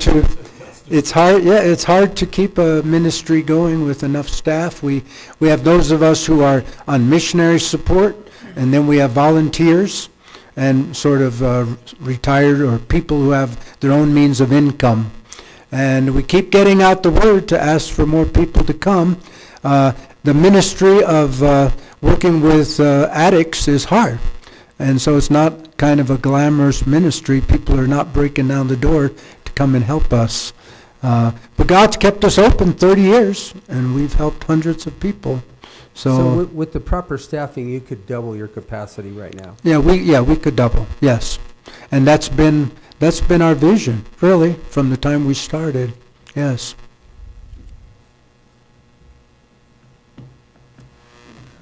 Does the county have any funds for that? I think that's what's happened to the Salvation Army, is their staffing. They've shut down 2 huge facilities in Who's that? Colorado. The Salvation Army. Oh, yeah. They've shut down both of their men's facilities. All they have left is one ladies' facility in Denver now. And I believe it's overstaffed. Oh, their Grand Junction's closed? I Oh, believe so. my. They had a good program They had up a there. really good program That in was Denver, very a good. men's program for 100 and some beds, and they've closed that facility. The Denver Rescue Mission has a harvest farm up in Fort Collins, and they can handle 70 men up there. Can they? So the quickest solution would be staffing to help you to double the capacity, and then the next largest would be to figure out as working as a team for our addiction problems here in Montezuma County would be housing to get them to a facility almost like yours. And I heard one of you said that, sorry, my mic's not on. I heard one of you say that you do work with the behavioral health providers in town, or you get referrals from them or something like that. Yes, we have had referrals from behavioral health. Right. Yeah, the Winslow Health Care Center for years sent us men every time, every one of our sessions. Do you work with Access much right now, or? No, we have not. Okay. We're not actually a certified facility, as a faith-based program. And so that does away with insurance and things like that. So we've done self-pay, scholarships. That's the way people get to us. Or agencies pay, like the tribes will pay to have their men come. So what does that cost? Well, we only charge room and board. We don't charge for our program at all. So room and board is $800 a month. And that's for your 3 months? Each month, yeah, Right. $800 each month, So right. $2,400. Yes, and lately we've had some scholarship money, and so those who are native are able to come with $500 and then apply for scholarship the second and third month. So really, they get to come for $500 for 3 months. So we take the hit because we're not covering our costs, but we felt that was necessary because there's so much poverty on the reservation. It's just hard to get people to pay anything, really. So we're thankful if we can get first 500 and then use our scholarship. See, once they start going through the program and get the benefit and they're doing well, then they apply for the scholarship. If they don't do well, they drop out. But we rarely have anybody drop out of our program. They just appreciate what they're getting so much. So we praise God that we've had that. The teen challenges in America, everyone is financed different. Many they're free, but they got to do the woodworking and they do car washes. Other teen challenges, like there's one in Grand Rapids, that's about $2,000 a month. But they're one of the highest success rates in the nation. The one in Phoenix is a big one as well, and they don't charge, but they ask families if they can help on a monthly basis. So if you're out there listening, just get a Teen Challenge of America on the internet, and you'll find there's like 360 of them.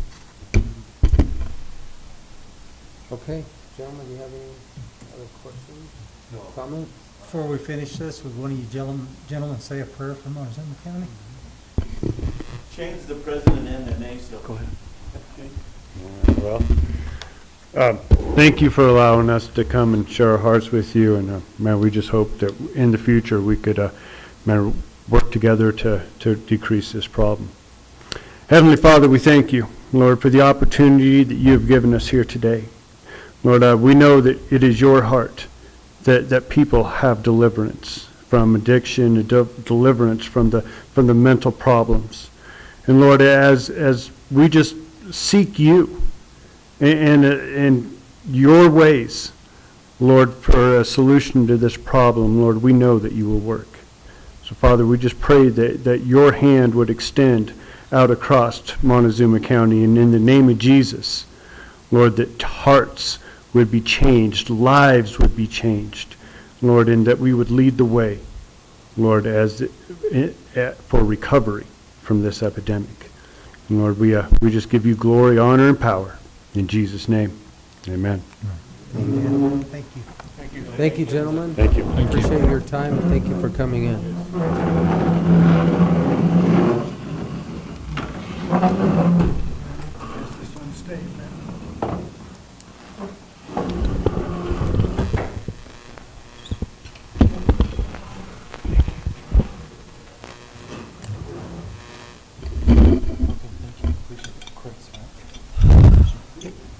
Okay, next we have Mr. Nowlin. Come on down. Along with your Marijuana Enforcement Division. And you guys can introduce yourselves and... Is it on? Yep. Okay. Battery's not good. Steve, are you going to need to connect or no? Yes. Agent Redwin will probably have someone, I can't remember which one it was, that was going to be able to connect with the program. Rick Holler, yeah, we have a couple of options. I have it on a PowerPoint, or you can give the... I can give control to Mr. Holler. That Okay. would be no problem at all. Okay. Let me, There you go.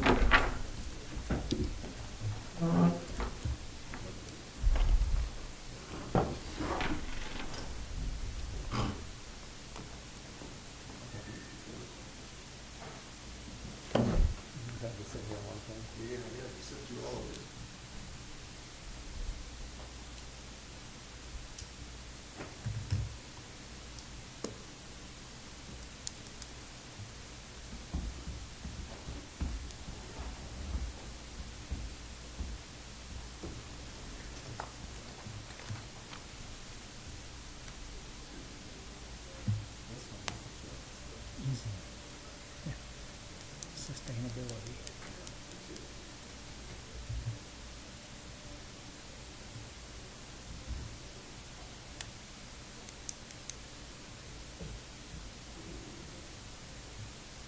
Mr. Holler, please take a moment, please. Mr. Holler, we are ready. If you have control of the PowerPoint, you want to go ahead and start. We are ready. Okay. We can start with some introductions if that works while he's getting the presentation. We've got a slideshow to cover a lot of information for everyone today. I'll start off. I do have two Department of Revenue marijuana enforcement licensing leaders online with me today, and I'll direct you to them to do introductions first. William Lucella, he's the Deputy Chief of Licensing. He's on the line with us today, and Will, I'll let you take a minute to introduce yourself.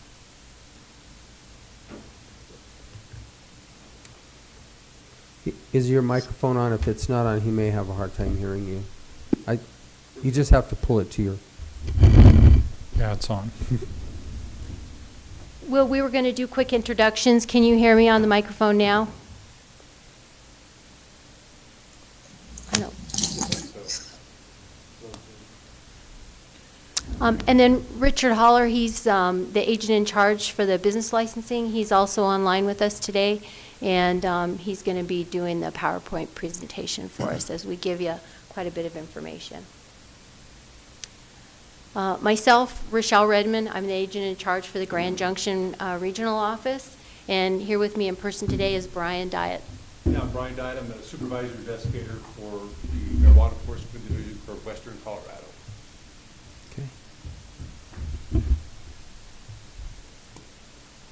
It looks like Rick's getting that presented. So our goal for you today is, number one, to let you walk away with a little bit better understanding of the regulated marijuana industry, what the Department of Revenue Marijuana Enforcement Division does, and as well as, most importantly, answer any questions that you have of us that we can really cover for you today. So with that, Rick, go ahead and start in on the first slide. Okay, can you see it? We can, yes, it's in presentation mode. Okay. So a little bit of quick historical overview. In 2012, obviously, the Colorado voters spoke. The margin wasn't very large, but they did pass Amendment 64, which allowed for adult use regulated marijuana in the state of Colorado. And with that came our division's responsibility, and what does that regulation look like? There's a lot of layers to that, but with that you can see there was only 54% to 46, so it's been fairly close. I know I had pulled up a copy of your ordinance, and it looks like your prohibition for any marijuana operations was 2014, if I remember right. Next one, Rick, please.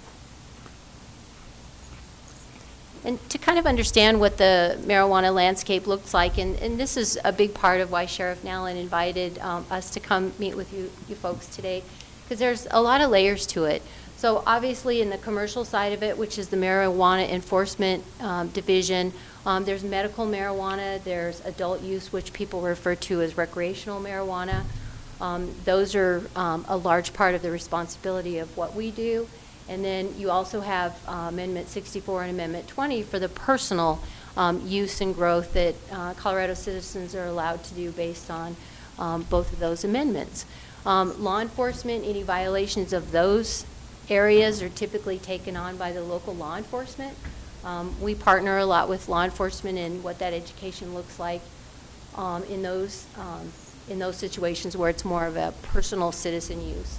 Caregivers, medical marijuana came about in 2010 with Amendment 20, and that is largely managed by Colorado Department of Public Health, but we are also engaged in that on a pretty regular basis. So you can kind of see the complexity of all the different layers of the marijuana landscape in Colorado. Next, please, Rick. So to give you a brief overview of who Department of Revenue Marijuana Enforcement is, we are the state licensing authority. You folks sitting in front of me here today would be what we call the local licensing authority. And we'll talk more about the licensing requirements, but that's important to know who your partners are in the regulated licensing process. Under the state licensing authority, Department of Revenue is the Marijuana Enforcement Division, and that's the division that I'm here working with today. And within the division, there's licensing. Obviously, I did the phone a friend to have some licensing specialists, leaders online with us today because they're the subject matter experts for all the business licensing questions. That's a large part of what our division does, is the business licensing. Every individual who works in the industry is also licensed with the Marijuana Enforcement Division. Investigations, and we'll show you a breakdown of those later on. They can range from licensing investigations to non-compliance investigations that our field investigators get into. The planning, are we focusing on the priorities that we need to, or should we shift our focus? That's part of the planning. The policy, rulemaking is a big part of what we do, and that's an ever-changing process in looking at, do we need to make adjustments to policy and rule? And then the analysis, as far as data mining, we do a lot of data mining to see maybe where some strengths need to be made in our field enforcement, if we have any voids that we can identify, so that analysis is a big part of what we do. Next one, Rick. So let me ask you a Yes. question, and let me stop there. You said your field enforcement. So investigations, that comes under your field enforcement. Do you, through the state, then do those investigations and that enforcement through your department?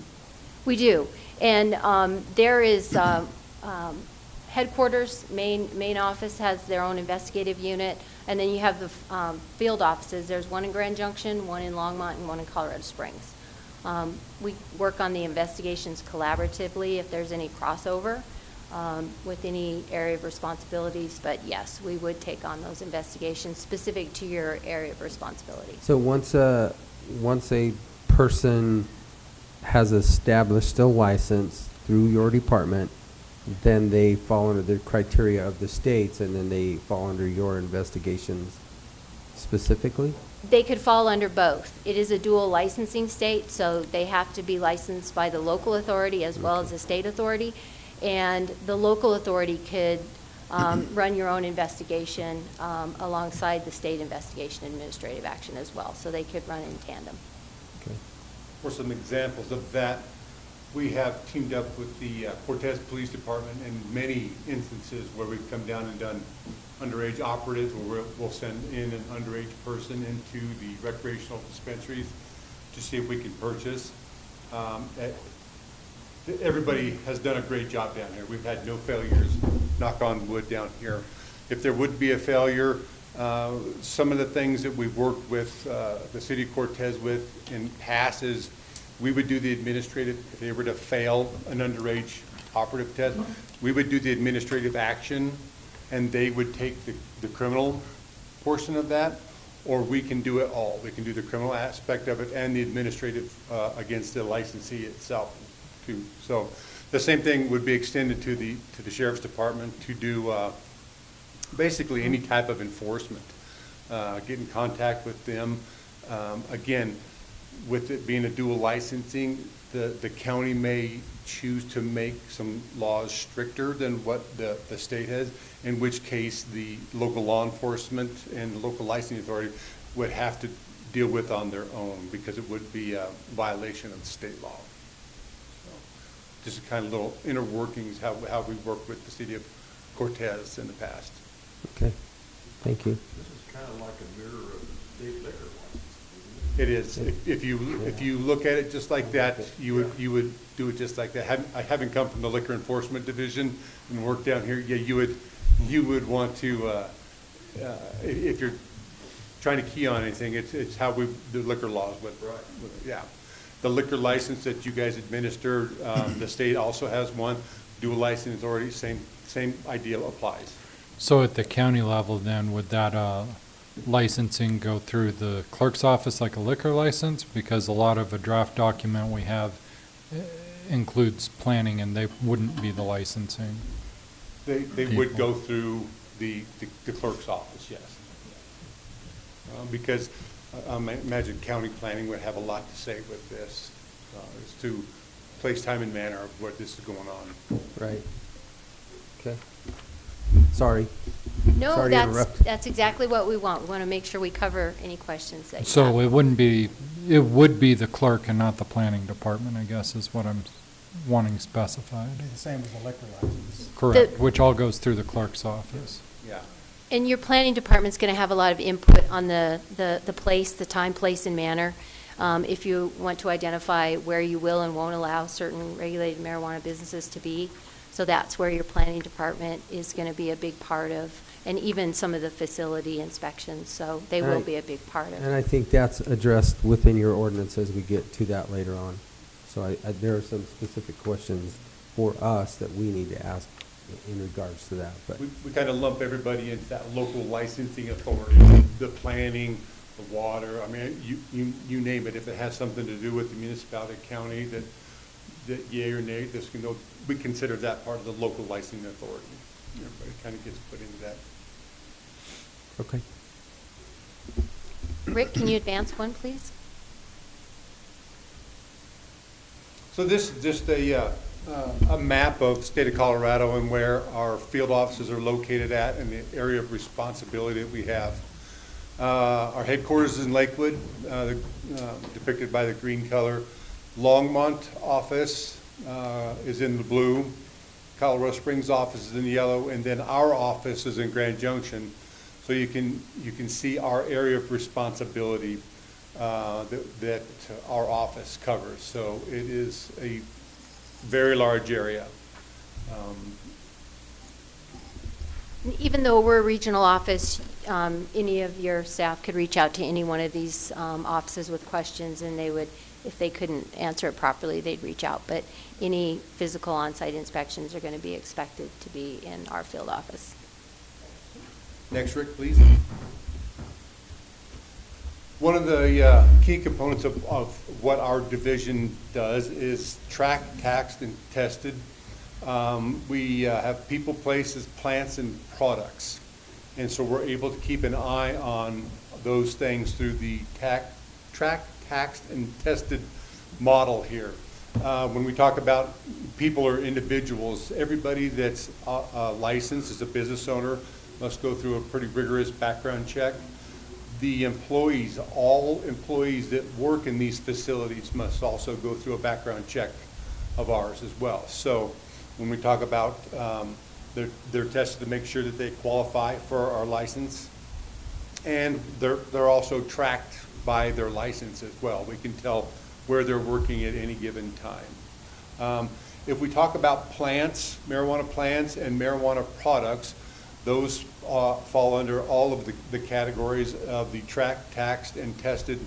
The marijuana plants are given an RFID tag and numbered. Once they become a plant 8 by 8 inches, they get an RFID tag assigned to them. We're able to track that from that specific time and all the way until the harvest, till it's cured, and then the only place we lose track is when it's sold to the consumer. That's where our tracking of that plant stops there. Marijuana products, all marijuana products are tracked up until the time they're sold to the consumer. We have a system called Metric, marijuana inventory tracking system. That's our system that we can use to track all of these plants and all of these products, from the manufacturer, from when they're made, when they're wholesaled, when they're sold at the dispensary. We have it tracked at all times. And again, the taxed. When we're talking about tax issues specific to marijuana plants, excise tax gets paid upon its first transfer, which would be from a cultivation site. So that's the first time that the marijuana is taxed, is the excise tax from the cultivation. Like again, those plants are tracked at that point as well too. Rick, go ahead and advance.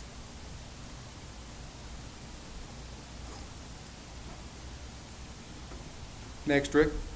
Oh, thank you. This is a slide showing the number of licensees that the Marijuana Enforcement Division have issued. There are 2 different licenses up there depicting an owner or an employee. We have owners right now of 1,794. Owner entities is basically a subcategory of owners. And then we have the number of total employees that have received a marijuana enforcement badge for employment from our division. And so we're talking about a 43,463. So that's quite a few people that have gone through background checks in our department. So are the licenses renewable annually, kind of like a liquor license, or They are. The owner's licenses are good for 2 years, and then the employee licenses are renewed annually. They are. Okay. And probably one of the questions that I know Brian and I've had talking to different local licensing authorities is the suitability background investigations. There's been some municipalities who were doing their own background investigations on employees. You can see 41,000, that's a lot of people. Some of those municipalities have just decided to rest on the state's background process.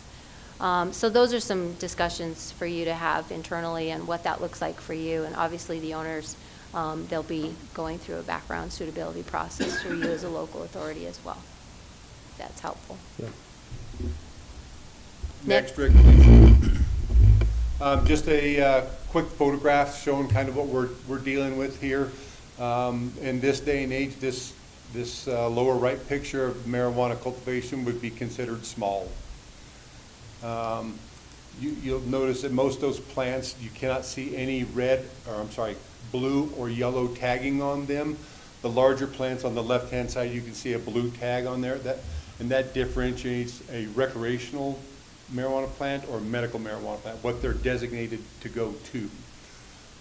And so that's what the designation of the colors are for. If you can see that plant tag that's inside. We'll have some more examples here, but just kind of an example of what a modern marijuana cultivation would look like on a smaller scale. Next, Rick, please. Updated map. Rochelle was so kind to update our map here of these. Now, these are counties. These are not municipalities. These are counties. And there's a key down there below the map of, let's take Montezuma County, for instance, right here. There's a ban and moratorium in effect here. But municipalities within inside Montezuma County have chosen to, obviously, the city of Cortez here. So as a state in and of its whole, you kind of get an understanding of what's happening throughout the state. And we have just recently, I think this last election season, we've had some other counties and municipalities come online with their plans to join the medical marijuana or the retail marijuana industry and licensing them. One of the good takeaways from this map that can help you as you have your internal discussions is the variety that counties are choosing. Some are choosing to have recreational and medical. Some are choosing only to have certain license types, cultivations only. So that's kind of why we wanted to put this map up there, not so much to see who's doing it, who's not, but that you can see there's a variety of choices being made throughout the state. But this depicts absolute retail in the county, correct? Retail and medical marijuana. Okay. And I would point to Garfield County as an example. Garfield County only currently allows medical marijuana cultivations in the unincorporated Garfield County. They don't allow retail stores, retail grows, the marijuana product manufacturers. They don't allow it. They only allow medical marijuana cultivations, and they chose to do that from the get-go.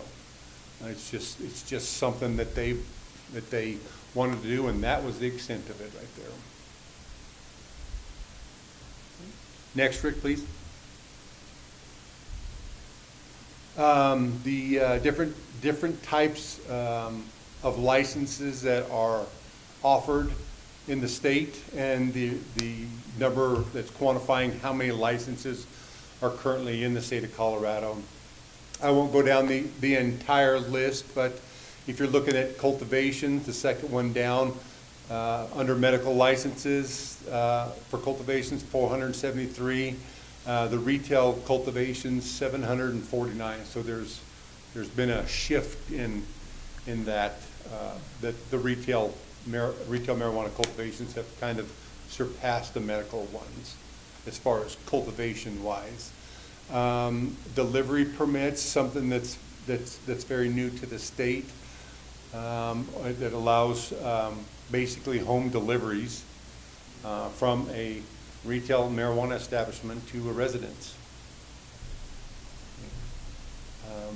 Any questions specific to this one right here?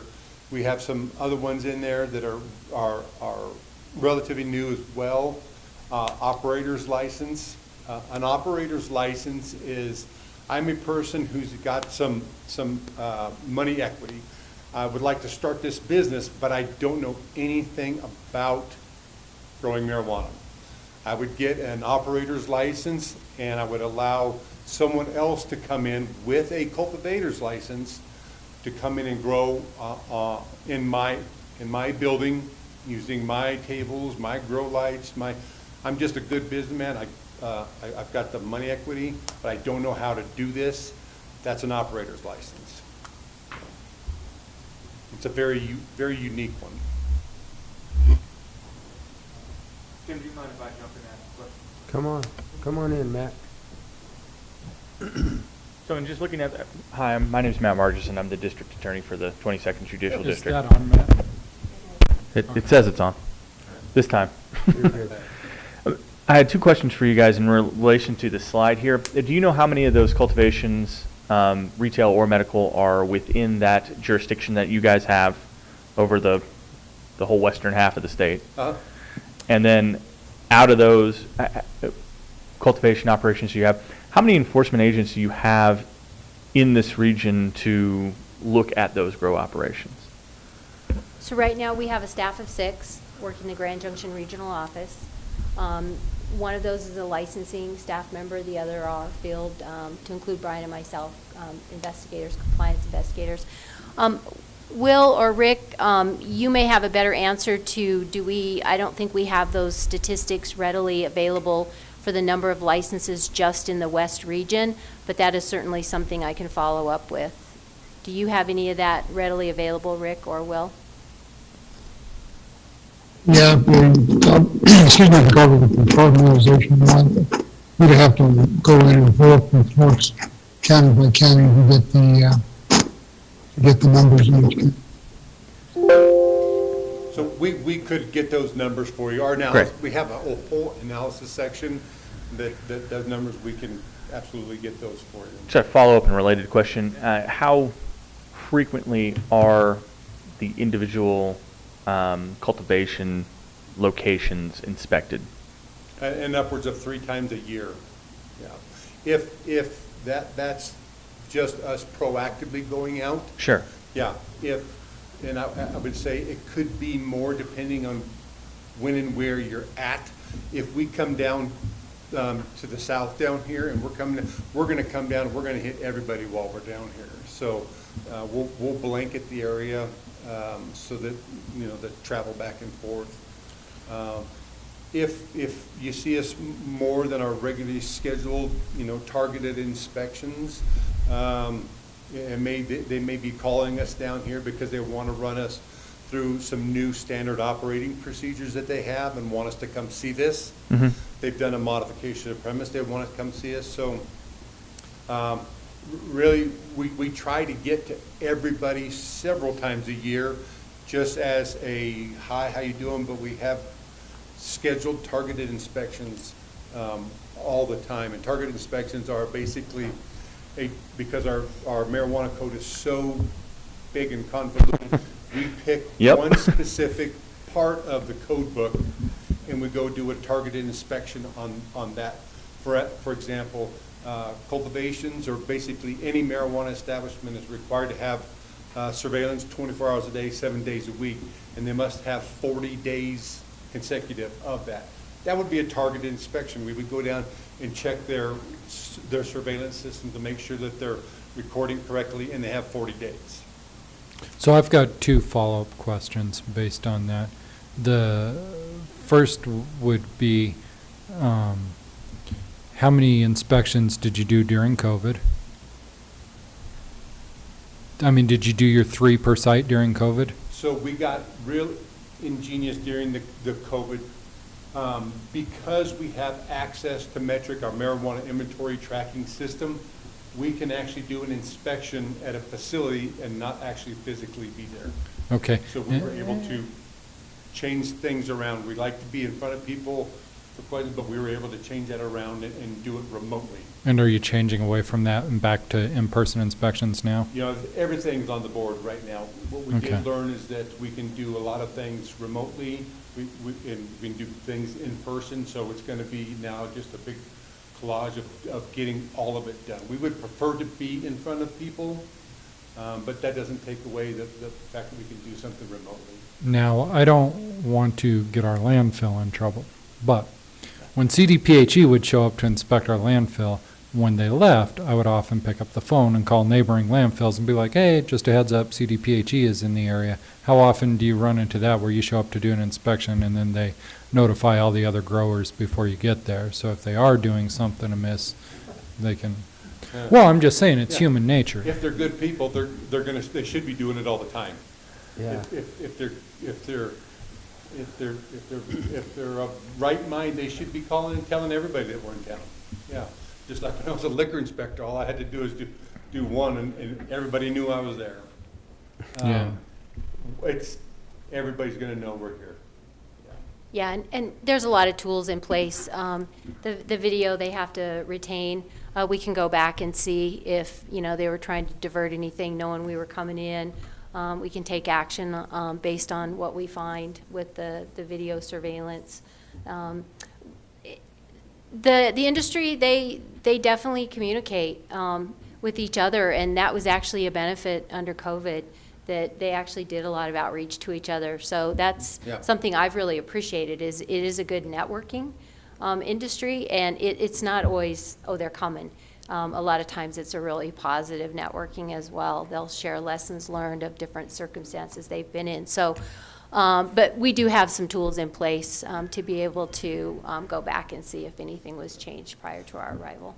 And that surveillance system is open to local law enforcement as well as the local licensing authority.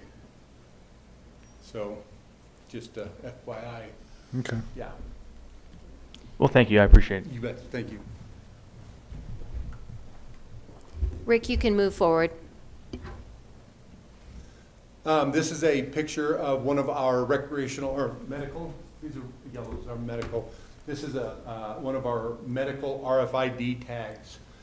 In the center is one of our RFID readers, so we'll be able to go into a cultivation and scan every RFID tag that's present inside any cultivation. The retail ones are baby blue color, so they do have an RFID electric chip inside there.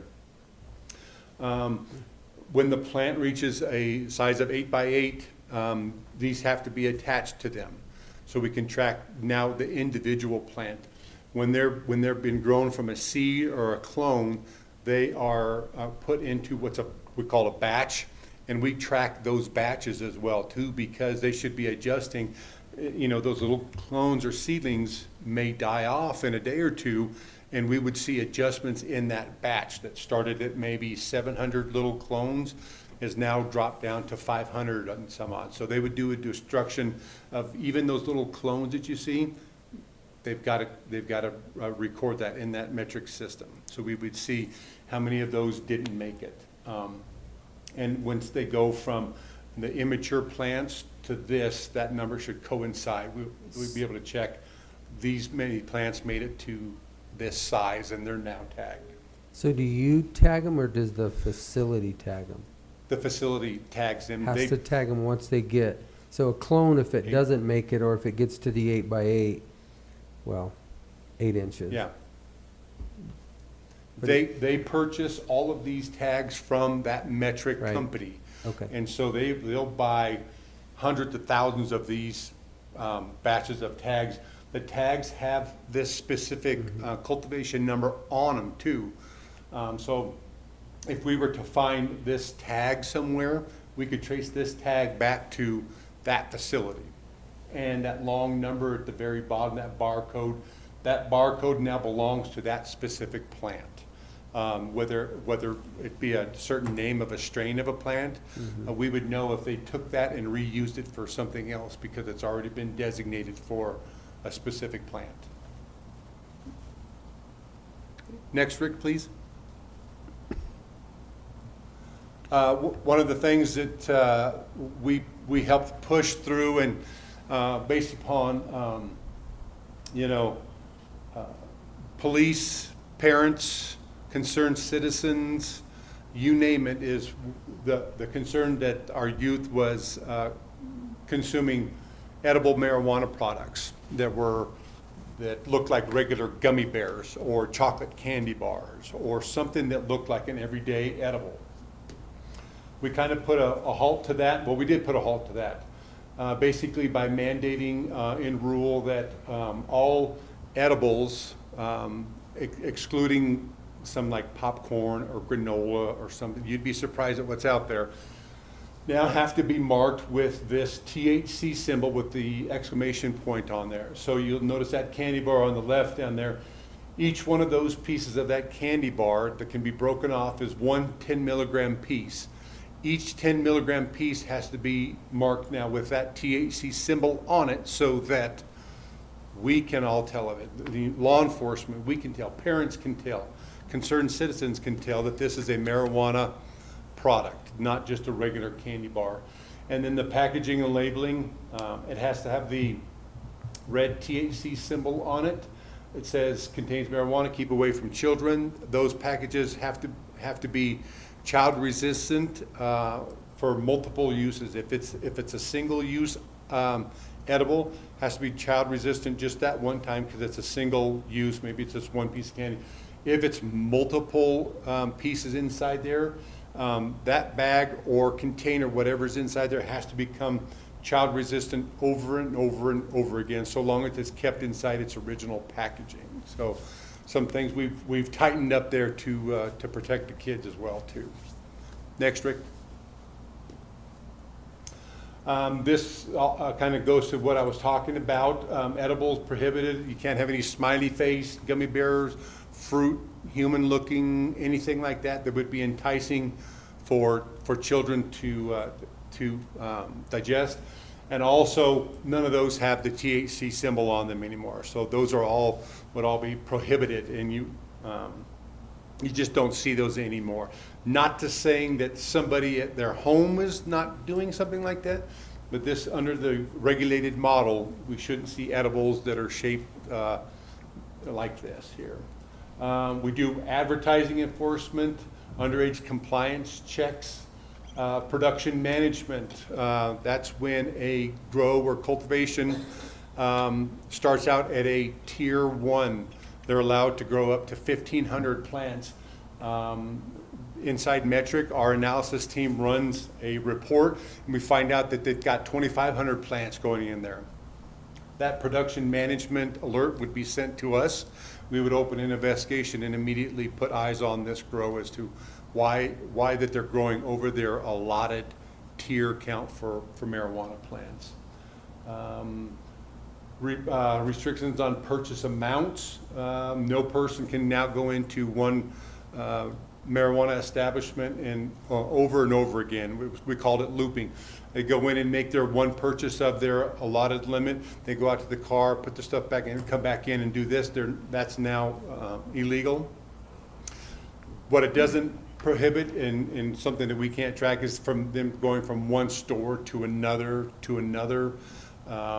There's nothing to really stop that one, but for one specific store going in and looping, we've cut that down as well. We've got stuff in place to catch that now.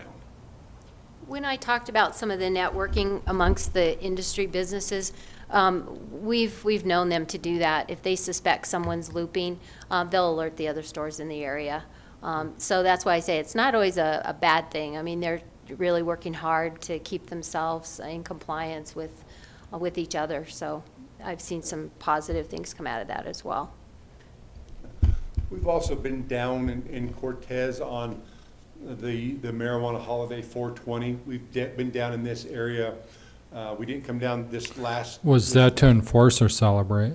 To enforce, making sure everybody's doing what they're. We came down the last prior 2 years because you guys are considered a border town with other states, and one thing that we're really concerned with is the product going back over state lines. Oh, that happens every day, not just on 420. Yeah. And they hit every place in town when they're here. They do. And every place in our town and the surrounding towns. Yeah. Yes. Cortez, Mancos, Dolores. What concerns me is to see a semi-truck parked out in front of one of them.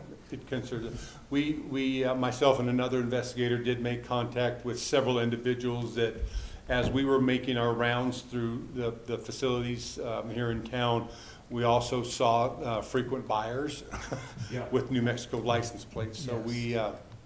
we did a stop and chat with them and had a quick talk about what their intentions were. So we do pay particular close attention, as we do anything, but particular close attention to our border towns because of the other states, and it gets real problematic. Probably know the answer to this before I ask it, but is there a possibility of setting up checkpoints like we do for liquor enforcement? I'm going to stay away from that one there, Michelle. That's not been proposed to my knowledge. Yeah, what we do is we work with our stakeholder partners in the other states. If we identify, because purchasers are fine purchasing as long as they keep it and they stay within Colorado. It's not really a violation until they go into the other state. So that's what we do, we usually partner with the neighboring state agencies. the other state. And we can identify them pretty sure, so that's what I've known to happen at this point, but I've not been aware of any proposed checkpoints or anything of that nature. I've assisted the Utah State Patrol several times as I've followed people from some marijuana dispensaries in Parachute or in the town of Palisade. They have Utah plates. I'm wondering where they go. They get on the interstate and directly head west, and I'm like, okay, this is a problem. They get past a certain point where they're headed into Utah, and as a law enforcement officer, I'm obligated to let the Utah State Patrol know that they've just crossed over, and they're usually sitting over there waiting for them somewhere. So. Rick, go ahead and advance. Testing is a big part of what happens with the marijuana products, and it starts at the cultivations. I don't know if you have a certain license type, that is more of interest than not, but really the testing, taxing, it all really starts at the cultivation. So when you start looking at the importance of the testing, it really boils down to the priority, which is consumer safety, public safety. All those things entwined. So right now the testing, every harvest has to get tested for potency, heavy metals, a variety of different testing that starts at the cultivation. So with that, if there's failed testing, they have certain opportunity to mitigate certain items, but like heavy metals, there's no way to mitigate that. They would be looking at actually destroying that entire harvest. So we have a pretty close working relationship with all the labs. We definitely have, our industry business owners have good direct contact pretty much daily with the testing labs. The closest one in the Western region is in Durango. And we do have a science and policy work group that makes recommendations in those areas to any testing. I know heavy metals was one that was just added this last year. All the testing labs are ISO accredited as of January 2019, and definitely MED and their recommendations try to align with the federal guidelines whenever possible. And those are some of the things that are probably, I guess, more important to some of your planning, building department. If any testing facilities come into your area, they're going to be working closely on what that looks like for the testing labs. And we have 2 scientists that our division has hired, thankfully, because some of this stuff is, just you're talking law enforcement officers going into a testing facility. So the scientists that we've hired have been a great help, and they help add to the enforcement of this testing process. So we have scientists on board. Rick, go ahead and go to the next one. Rick's going to speak to this one. Legislation is a big part of what the Marijuana Enforcement Division does. And Rick, I'll hand the speaking over to you. Okay, well, basically, as many of you know, the legislative session passed a lot of few bills that involved marijuana. The ones that are significant here is the social equity, which would provide for disproportionately impacted individuals to have access to the marijuana industry. And of course, delivery for transporters and retail businesses. Last year, the only medical stores could make home deliveries of marijuana. But as of January of this year, it's also now available for retail stores to make home deliveries, or they can contract with a licensed transporter to make those home deliveries. They do have to get a delivery permit that's attached to their business, and like the license itself, the permit is revocable if they have violations. And then another area, since your interest is in cultivations, the contingency plans allows for outside cultivations to develop plans to take emergency action during adverse weather or other emergencies or situations that could destroy their crops.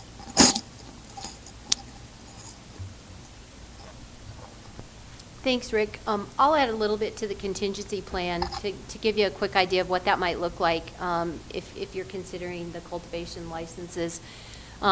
We had, during the Grizzly Creek fire last year, we did have one licensee that was pretty much in the fire's path. It was a large cultivation. They had a lot of what they call fresh frozen product on site, and they were working with us closely on how can we move it quickly to not lose some of that product. And definitely it had to go from one licensed facility to another of their licensed facilities. It couldn't just go to someone's storage unit. So obviously there's a lot of collaboration that has to happen. And Rick's right, the contingency plan bill did pass, and now we're going to be promulgating those rules to see what that enforcement looks like and what we can expect moving forward. But we were able to give a lot of input to this one because on the Western Slope we've seen some pretty weather-related impacts, whether it's fire, some we've had some flooding, some cold snaps come through some of our higher elevation ones. So that was a good one for us to participate in because we had some good examples to share. Rick, you can go ahead and move forward if you were done. We talked a little bit about the data collection and the production management. Brian talked on a little bit on that. Production management is important, and that falls under one of our priorities of making sure that the product isn't vulnerable to illegal diversion. And that's why there's such a close eye kept on, okay, why does this cultivation have so much product still on hand? Let's go see. Do they only harvest once a year? Are they getting ready to ship out everything they have at the time we pulled the report? So that stuff is very, very important to figure out what is happening with the product that's being raised in the state. So with that also, it gives you the market studies, and it tells you is our demand keeping up with the customer demands, and that's what some of this slide points out. The analysis team pulls up what the average price is. What was the average THC price per dose through adult sales? The 2019 marijuana demands based on sales, were we basically keeping up with the demand in comparison to the number of sales that happened? And then again, the monthly adult use sales that down in the right bottom corner, that kind of depicts where kind of some of the high demands are throughout the state. Region 9's not looking good. No, and that's all that marijuana tourism, because we border 3 states, which until this year, it was illegal in all those other 3 states. Rick, you can move forward to the next one. So I'll hand this over to Brian to talk about some of the different types of investigations that might help answer one of your previous questions. So these are just a handful of some of the investigations that we conduct. The business background investigation, a lot of those are going to be handled at the Lakewood office via Rick and Will's team with the background and make sure they're, not licensing, John Gotti or something. They're make sure that this person's meeting the criteria of a good, suitable person to have a license. Change of location investigations. This would be very similar to like if one of your liquor licenses wanted to move from one part of the county to another part of the county. Same principle here. Same philosophy, same type of system that has to be worked here. Change of ownerships, modification of premise. Think of it the same way. They have to come to you first as the local licensing authority and get approval, and you guys have to have knowledge that they're going to modify this licensed premise prior to even coming to us, so that we make sure that the Montezuma County is on board with whatever they're proposing. And they will, our licensing staff will look specifically for some type of documentation from the from the county, making sure that this is okay by your guys' standards first before we go ahead and do any type of modification allowance for them. We have our regulator criminal investigations. Those are going to be our violations of any of the code. You're growing too many plants. You're consuming on the licensed premise. We can either handle it a couple of ways. We have the regulatory authority and administrative actions that we can go after. And we also have the criminal actor. We can actually write somebody into county court. We're sworn peace officers. We can write criminal summonses for any illegal activity handling or going on our licensed premise as well. That's why we like to team up with the local law enforcement. A lot of times it's more convenient for us to do the administrative portion of that, but it doesn't mean that we can't do both, because we sure do it a lot nowadays. And the administrative portion of that is based upon preponderance of the evidence. Unlike our criminal courts, we sit down in front of an administrative judge. MED presents our case that, hey, you're growing 5,000 more plants than what you were supposed to. You have your chance in court, although it's administrative court, and it's handled then. That administrative judge is the judge, jury, and going to tell you what the final outcome is going to be at that point. So is that all done with the application process up front of what your guesstimation of plants you're going to harvest per year? Is that, how do you quantify that to you're growing too much? You're growing more plants. I mean, what? It would be inside that tier system, whichever one you applied for. Okay. Right, a So it's done cultivation, in yeah, the they're all in a application. tier system. You start out at a tier 1, which is up to 1,800 plants, and then it goes up from there. Gotcha. And you would apply for a specific tier license. Okay. That tier, you're not specific, say, 1,800 plants at one time. They're not gonna harvest 18 at one time. Different stages of production. That's how many they can have on the licensed premise at any given time. Okay. Yes. So say it was 1,800, I mean, I don't know Right. what it is. Mhm. We'll just see that. But that would be all they can have, Yes. whether it's a Tiny little thing. two-day-old plant or a Correct. flowering plant Yes. of 2 months old, Yeah. 3 months old. And we have tier 3. Tier 3 is 6,000 plants, and we have a tier 4 and 5, which I'm So really, they're going to apply for the license depending on the size of their facility. Not necessarily just the facility, but they have to pretty much be able to manage that much product as well. Right. So there's a lot of. You've got to have a market for that. Mhm. Yep. And we have had some licensees apply to come in at a tier 3.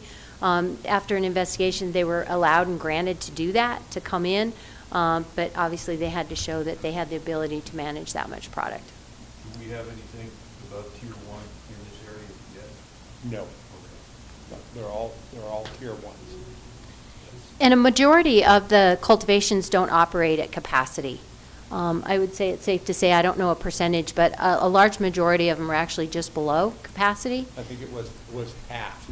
Yeah. Half of our cultivation facilities are running only at half capacity. Let's see, the cultivations that are currently in this area are all indoor cultivations. So they're running, they call it the field of green, where they're constantly planting and harvesting, and they've got this system that's going to rotate. There's nothing down in this area that's an outdoor cultivation, but that's usually a one-time harvest per year. And those plants will get monstrous. They'll be trees. They'll be great big ones. Interesting enough, when we talk about the testing of the marijuana plants, we're finding now that because heavy metals is now required for testing of plants, the vast majority of outdoor cultivations are failing for heavy metals. And it's not necessarily that the plant has sucked up heavy metals, it's the wind has blown in dust and debris and from wherever.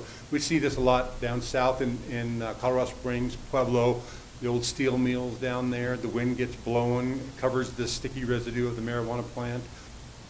They test positive for heavy metals. So. And do green, test pot, I'm sorry, Shaq, would we test pot for uranium? Oh, that I don't know. We were considered partially downwind or something. Yeah. Our prevailing winds are out of the southwest and test centers.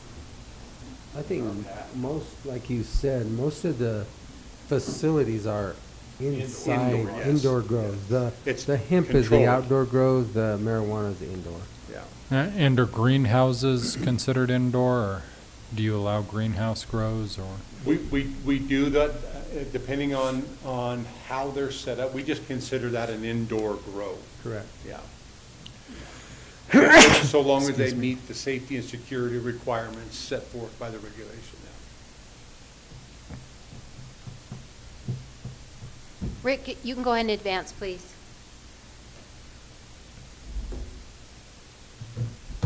This one talks, and I'll give a quick overview. It talks about the administrative actions, and those are any of the regulatory violations that MED staff have identified, licensees, licensed businesses have committed. And the biggest thing I think to point out from that, there's a lot of numbers, but if you look at the options, there's an we have kind of a graduating philosophy. It's a licensee, and it was more of an infraction, not a violation. A field investigator might give them a verbal warning.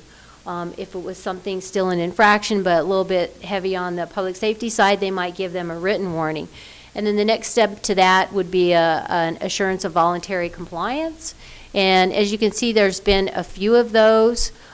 We've got the denial for licenses, summary suspensions where the business license has been actually summarily suspended. There's been orders to show cause. And the largest area is that stipulated agreement and order. And what is helpful to kind of know about those numbers is that's a finding that there was a violation, and the licensee has worked with the state licensing authority to identify what a stipulated agreement and order would be, and then the licensee has to hold to whatever that agreement is. So you can see there's a large number of those that are working. Part of what our field staff do is we get these stipulated orders and agreements, and when they're out into the facilities, we go in and confirm, are they sticking to what that stipulated agreement was? So, we do see a lot of compliance.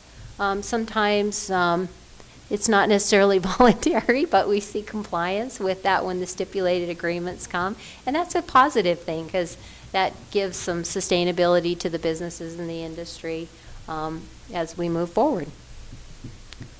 The thing with this is not to take away from anything that you as the local licensing authority would do as well too. So, because it's not considered double jeopardy, because you would be acting on the local license, we would be acting on the state license. So we could take one of these actions, and the city or county can turn around and take their own actions if they see fit. Rick, you can move forward. This one, Rick Haller is going to speak to the 1090 basics, and it was a big change for the ownership structure of the regulated marijuana businesses. House Bill 1090 made some significant changes to the marijuana code. It changed all types of titles and ownership structures. Prior to 1090, only natural persons could be licensed to own a marijuana business. After 1090, it allowed for publicly traded or private corporations to also be an owner. That was that owner entity category you saw earlier. And so you see a lot of that, especially in the publicly traded arena. And it certainly impacted my unit where we have to do background checks not only on an individual owner, but we have to do the corporation itself, all of the 10% or more owners, the board of directors, and the executive officers. So it had a significant impact on the way that we have to do business. And it also allows, you can see, private investment, there's a lot of different avenues and tax structures that they use now. We have a financial unit at the division that focuses only on these publicly traded corporations now. We require a lot of the reporting for the publicly traded or PTC. They have to file a lot of FCC documents, and we have to have access to those as well. So it made a big difference. All of the titles used to be we had 3 licensed types. We had associated keys, which were the owners. We had key badges, which were the managers, and support badges for the workers or employees. And this consolidated them into just the 2 that you saw earlier, owners and employees. The employee encompasses both managers and workers. So, and a lot of other changes. Instead of an owner or a direct beneficial interest owner, which is the way the owners were considered previously, now it is a controlling beneficial owner, and only those individuals that hold 10% or more have to be disclosed to the division. So if you have 10 owners and 5 of them own less than 10%, they are never disclosed. They do not have to be disclosed to the division. So you won't get the 100% ownership identity like we used to. And those are just some of the changes. There's a whole lot more. That's kind of a thumbnail.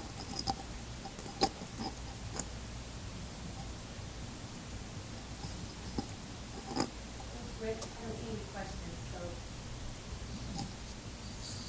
The next ones we'll move to are some of the sales revenue and taxes. You can move past. Another picture of another individual quotation.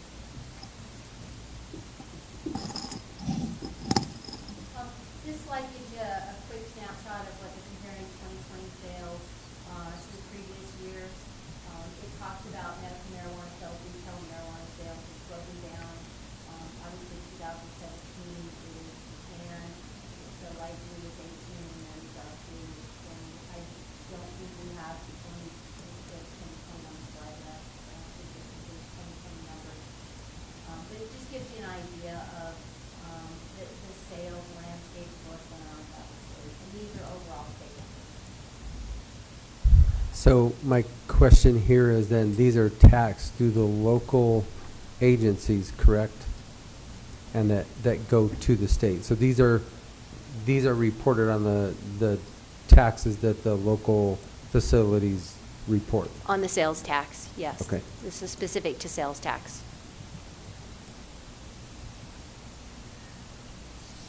Rick, you can move forward.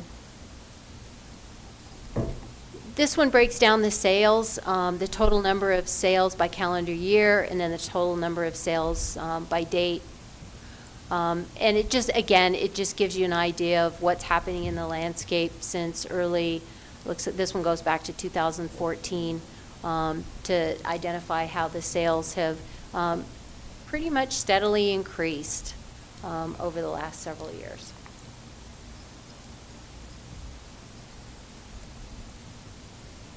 Rick, you can move forward. And then the tax revenue. This is kind of the same example. It depicts the calendar year, and this is, again, specific to tax revenue. And it's by calendar year and then by date, January through April on both examples. The tax revenue definitely made some pretty big leaps and bounds in the last several years. That's huge. From 67 million to 1.8 billion, or is that Yep. the way I read that? Yes, absolutely. How Yep. many zeros, right? This is usually when the accountants start asking us questions on the taxes. Yeah, that's a huge increase, if I'm seeing those numbers right. Right, and Rick, you can go ahead and move to that next slide. It kind of gives you an idea of what the tax structure is. And I won't go through the entire chart, but it identifies the general fund, the percentages that come in on the sales tax, the excise tax. I'm having trouble reading it, it's tiny. The sales tax, the tax on the medical marijuana, the retail marijuana, and then it tells you where those percentages travel. So that information is always of note, obviously, to the accountants as well as yourselves. So 15%, okay, so let me, so you get your typical 2.9% sales tax for the state, then you get a 15% special sales tax, and then you get another 15% excise tax? Mm-hmm. All goes to the state. And 90% of that is state shared? Is that how I'm reading that? Yep. No, it looks like you're reading it properly, that, yep, the 10% is to the local. And Rick, will... That's just state sales tax, that's not local sales tax. No, that's just state. Just the state. Yep. The locals are, that's what we're looking at. Yeah. Yeah, that's what you. Yeah. No, I see it pretty clear. Rick, did you want to add anything to that discussion? No, I think I was just going to say that that 15% of the special sales tax, the state takes 90% of it, and the local jurisdiction gets 10% of it. So there is a direct line of funding to the local authorities, local jurisdictions, of the 15% special sales tax. But it is separate from any sales or excise tax that the local jurisdiction chooses to impose. And the excise tax is basically what's going to the school systems, is the way this shows, right? It goes through the BEST grants for construction capital and then to the public school permanent funds, that excise tax. The excise tax, yeah, and it's only on cultivation, so. Correct. Now, Rick, if you can comment, the local licensing authority can also vote to increase that local tax. That's true? I know that happened in the city of Fruita, even though they don't have any marijuana type of facilities there. If they were to, they've already got a tax structure in place. Mm-hmm. Yes, you're correct, Brian. So you can increase your local taxable structure there, whatever that is.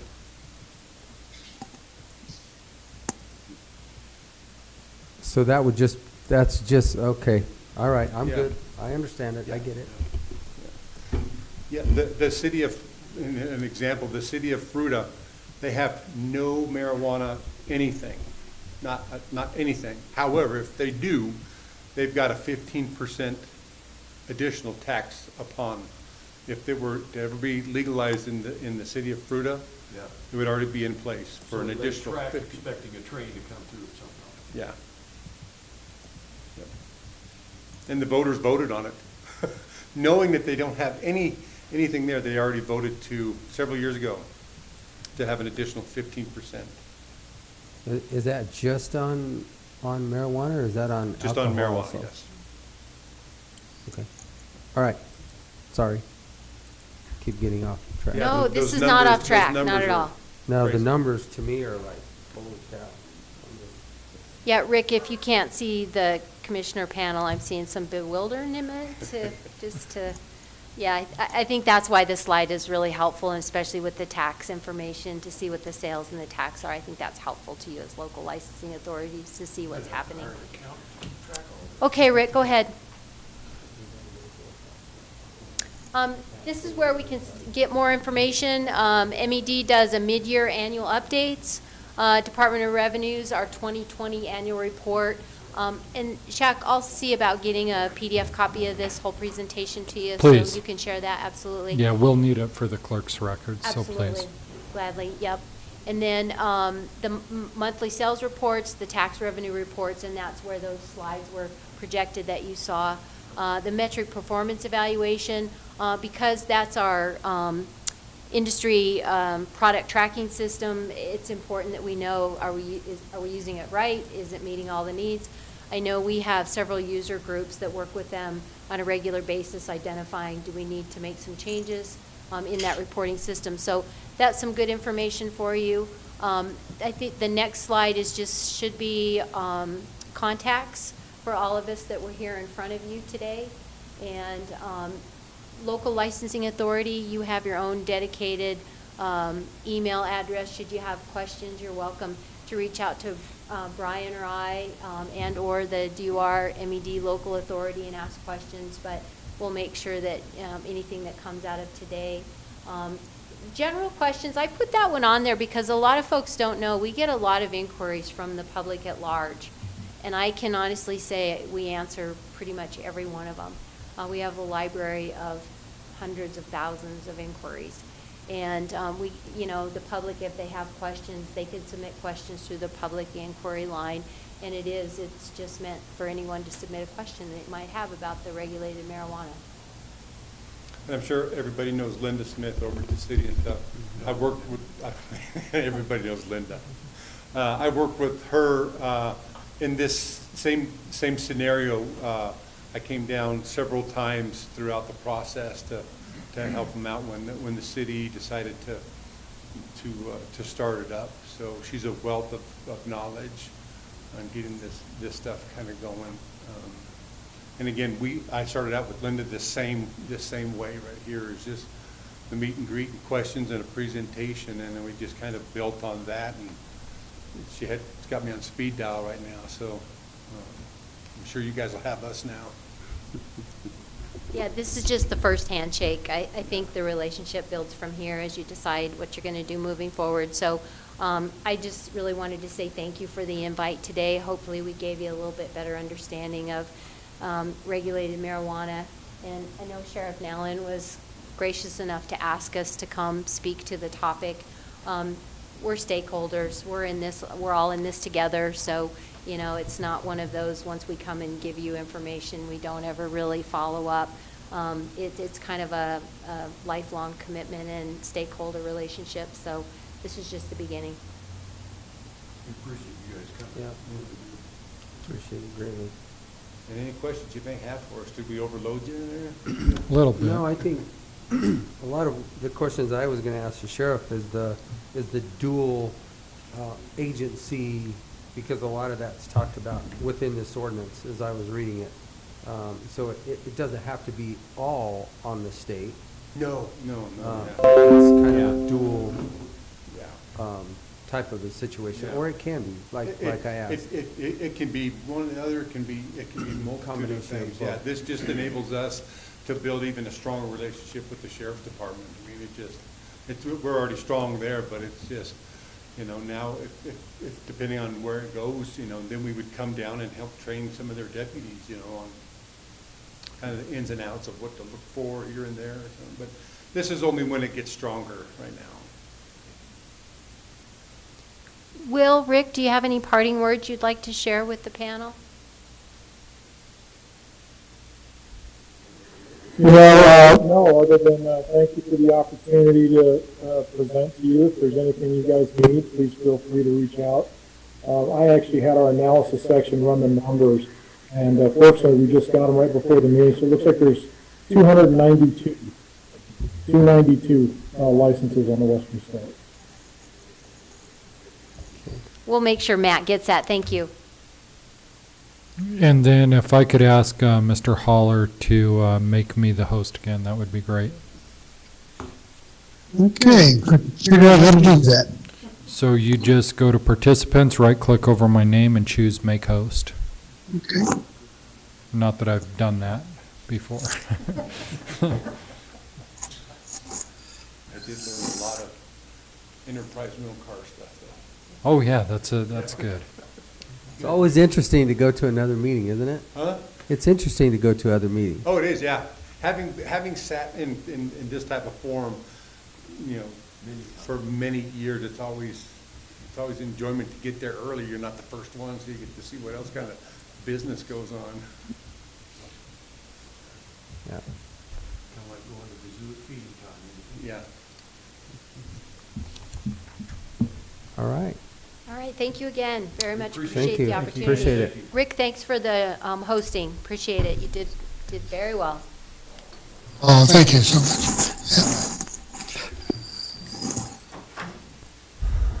Next up, we will have you, but we're going to take about a 2-minute break. You're gonna take a 2-minute break? We're going to take about a 2 or Is that 3 all? minute break. Just 2 minutes? Great, thank you. Okay. He's looking like he's got to get up out of that chair before it kicks him out. Thank you, Brian. Yeah, I handed out Brian's cards too. Those are all Rochelle's cards. Okay, that's all right. That's what some of the sheriffs will do.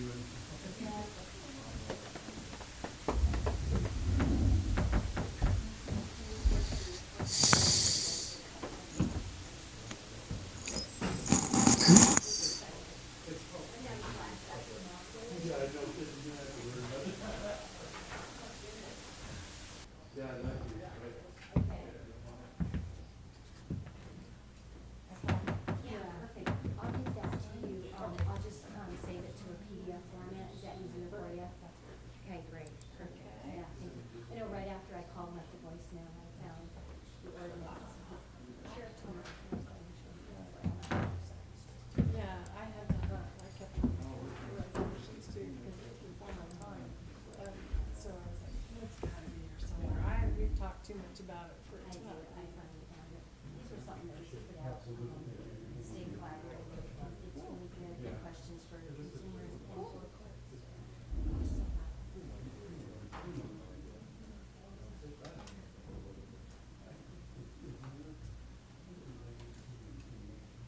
Are you ready? Yeah, we'll see. It can be, it's happening. Thank you. It's happening around us.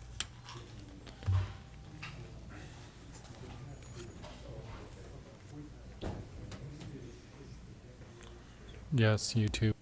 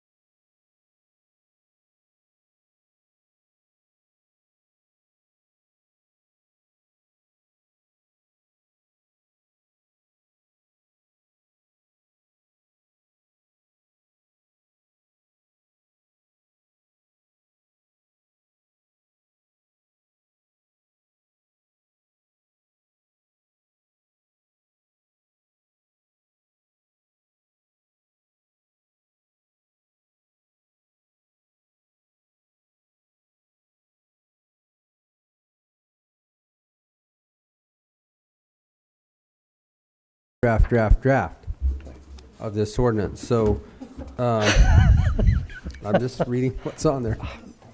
You know, this is what you kind of asked for. I've got questions, and we can go throughout them page by page, but I guess the purpose, go ahead and give me the purpose and the understanding of it before we start dissecting it, and then we'll go from there. Well, the purpose is for the simple fact that since Amendment 64 was passed, the moratorium that Montezuma County has had zero effect. It doesn't mean anything, okay? And I appreciate the fact that the majority of the people in Montezuma County don't want it. I'm there, I'm with them. The thing is that it's not going away now. We're starting to see more and more unlawful and illicit grows and sales and distribution after that was passed. If you just took a flight around Montezuma County and could see what I saw, I mean, it's everywhere, okay? There isn't any restrictions, and what, unfortunately, with the beginning of that constitutional amendment allowed for adults that are 21 years of age or older could have up to 12 plants, right? Didn't matter how many residents in a home were 21 or older. Everyone 21 or older could have that. There's no restriction other than that. So when we go in and we find 60 plants, okay, well, my cousin and my friend and my brother and my aunt and my uncle, here we go. You see, there was hardly any way that we could enforce this, that we knew that was going on, other than the fact that we can, with the major cultivation cases that we've made in the past, and working with, you know, our narcotics detectives, along with working with the state Marijuana Enforcement Division, have combined, and we've come up with these illegal cultivation cases and distribution, because that's what it's for. They don't keep it, they sell it, they transport it, they move it. That was just a drop in the bucket of what was going on, actually, in the county. I mean, last year we identified 36 unlawful grows. That's just 36 that we could find. We could only hit 6, okay? And so it's out there and it's everywhere, and we had no teeth to really actually do much enforcement with it.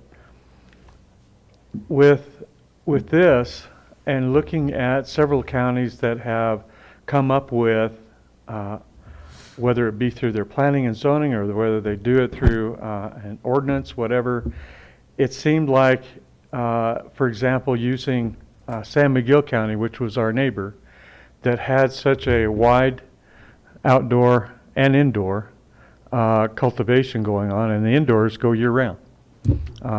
Some of you have seen some of these facilities that we have found. And they're dealing with a lot of criminal enterprises and organization of people, including cartels, that deal with these throughout the state. We may have 3 or 4. It's just like with the Asian group that we had, okay? We had 4 here, but there were at least 12 others that were identified in other parts of Colorado that they were involved with, and that was part of this criminal enterprise of the illegal cultivation and distribution of marijuana, just marijuana itself. So with that, and here we have a moratorium that says we're not supposed to have any of that, okay? But when we see this, it affects the neighbors that live around those facilities tremendously. The light, the noise, the odor, and especially the hazardous waste that goes with this. So we needed to have something like what has happened, for example, in San Miguel County. When they did this, they were able to rein in and control exactly where these cultivation sites were going to be and heavily regulate it. And it actually forced a lot of the illegals completely out of the county. They went and dispersed in other parts of the state. Because those that are within the industry that are permitted and go through those processes, they're going to tell you who's doing things illegally, okay? I can go to Empire Electric. I can go to Montezuma Water, okay? I can go to all of the electricians in Montezuma County, and they could give me a complete list of where all these illegal cultivations are at. We don't do that, okay? Because they have a business to run also, okay? And it affects them. But gathering information that will help us build a criminal case, those are often very important information to gather. And once we can identify a place, we start a complete criminal investigation that goes into everything. Electric uses, we do search warrants, we do production of records, the whole bit, so that we can build a case that what's going on here is unlawful, okay, even just by state law. But with this ordinance, what we do is that it actually limits the number of marijuana plants being cultivated to no more than 12 per resident. Doesn't matter how many adults are in there, okay? If they want more, they have to get a permit from the county to do that, to be allowed up to 24 plants. That's what's happened in San Miguel County, and it has really reduced a lot of the illegal grows, and when they find something, it's easy to enforce. That's the nice thing about that. The other thing is that if they allow for marijuana cultivation, and then in San Miguel County, they have retail stores. I'm not suggesting any of that. You don't see that in here, and you won't. No, People don't want it. We don't Which is want all it. part of that first paragraph, which is what I really like, where it specifically addresses just the wholesale only marijuana. Right. So, no consumer purchases at all. correct. That's retail. Can't do that. And as you saw, they can't even consume on the premises. Okay? And with those inspections, that's what's nice, is that you can get that compliance pretty quickly. Okay? If somebody's in violation, they can be cited for that. They can be charged and shut down. The big thing is that with this approach, the local licensing board, which is the Board of County Commissioners, has the final say about everything, what you want to do. The background investigations, like what I was explaining to them, that Dolores unfortunately has passed where they will allow for retail sales there. They're going to allow for 2, all right? Doing all of those background investigations and whatnot that I've been charged with to do, I've tried to explain you're not going to be dealing with the upper type of business folks in those kinds of businesses when they look for outliers, communities. And so I have found extensive criminal histories on applicants and whatnot. And unfortunately, by the state standards and state law, that on the permitting side for the state, if a person has been convicted of a felony charge, okay, anywhere, unless it's within the 3 years, they could actually obtain a state licensing permit. However, the local licensing authority can nix that and say no. You see what I'm saying? Same way as the liquor license. No different. You have more authority by that 2017 Senate bill now that really gives the local boards the authority to do a lot more with regulating and enforcement within the community. And so that's where this comes from. And it also, it has to be set by whatever standards that you and the planning department and everybody combined feels would be the requirements for a permit, okay? And who and what. I personally do not see where you're going to be issuing, if this ever gets there, that it would be very many, that maybe a handful of permits. I cannot see very many. And you can regulate that, how many you want. That's the thing about it. And for only that specific purpose. And to be inspected and the enforcement to follow through with it. So that's what this is about. It actually gives us more to do when it comes to regulating this type of substance. I know that federally, there's a big fight going on now of whether or not they're going to remove marijuana from being a criminal violation. I personally would see that that would be a big mistake.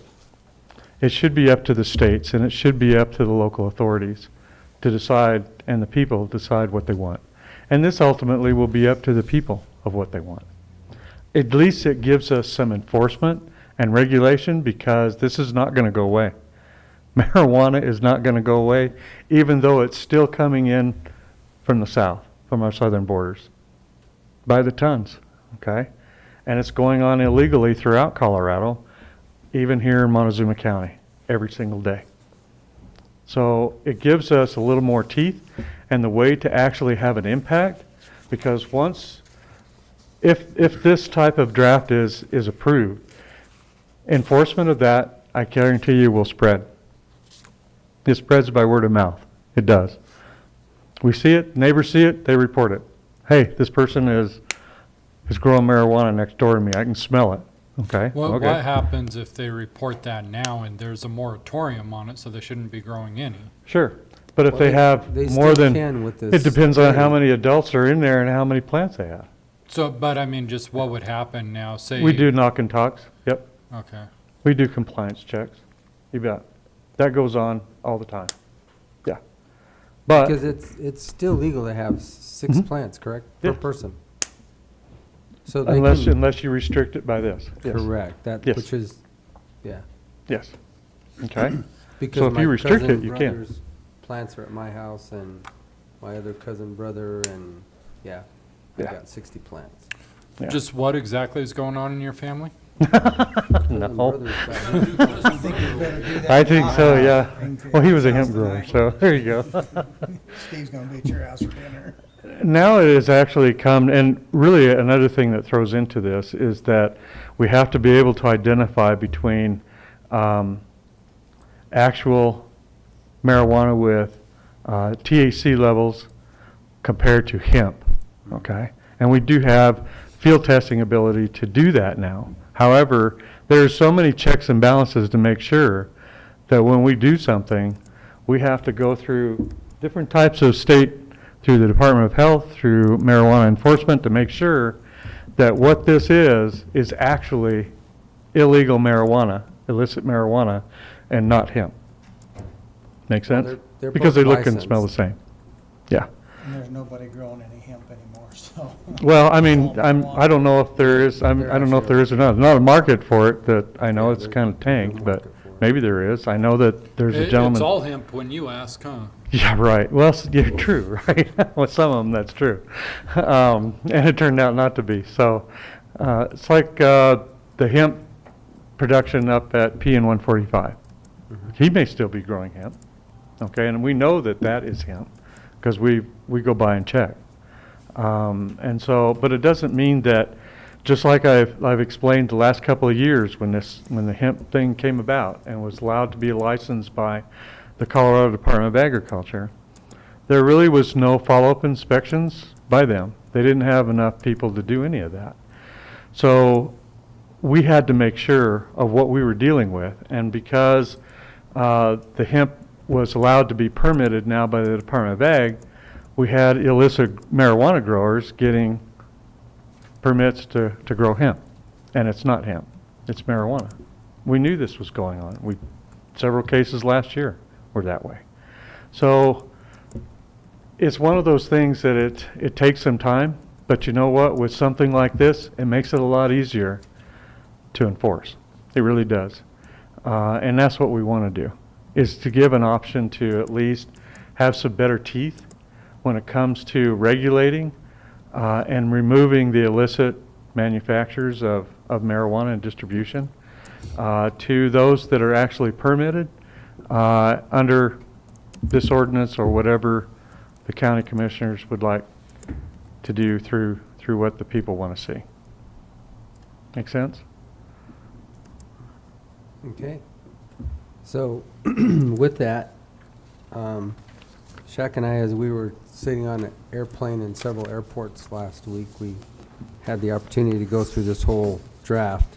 Good. You had plenty of time on your hands. We actually did. I've got too much time So we on my actually wrote down hands. quite a few questions, and I don't know if Good. we really want to, I mean, do you guys have questions or comments also, Commissioners? I seen the other questions you guys had.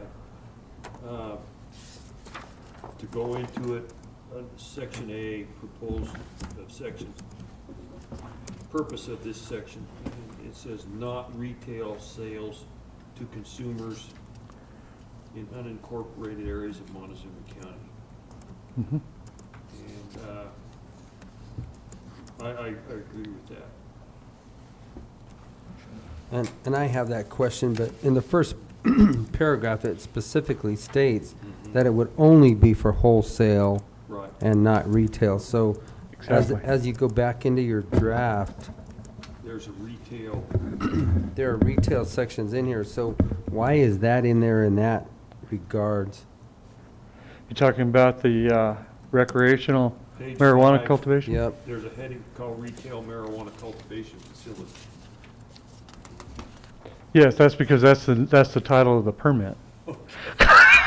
Okay. Correct? Yes. So it's put in there Yeah. because of that, Right. but the first paragraph eliminates any Right. kind of retail sales because that's not what, Consumers. right, Yeah. to So consumers. are we differentiating consumers from retailers, I guess? They can sell to retail, Right, licensed retail. Okay. and that's it. Yes. It wouldn't be to a Okay. Correct? specific person. Business to business, Okay. nothing else. Okay? Now, whether they sell I to... know how people will read this, and Well, that's why this is a draft, okay? This isn't something that you can Well, and put I think together. we'll respond with written questions too that I think Yeah. would have to be Yeah. Yeah. addressed. For example, under letter B, it says, may cultivate more than 12 plants, but not more than 24 on a residential property, subject to county administrative approval of Right. an extended plant count. And I guess my question there is, which department would approve or disapprove that, and who would be responsible for the accounts payable and receivable on that? And I guess we probably at some point need to clarify who's going to get the You responsibility. have to identify that. And so there would be a permitting process that would also have to go through by whatever guidelines is approved, okay? Through saying your as part of the planning and your approval staff. process, we You need bet. to There's a- identify yeah, those. it's not done by me. There could be someone from the sheriff's office involved with the staff through application processes.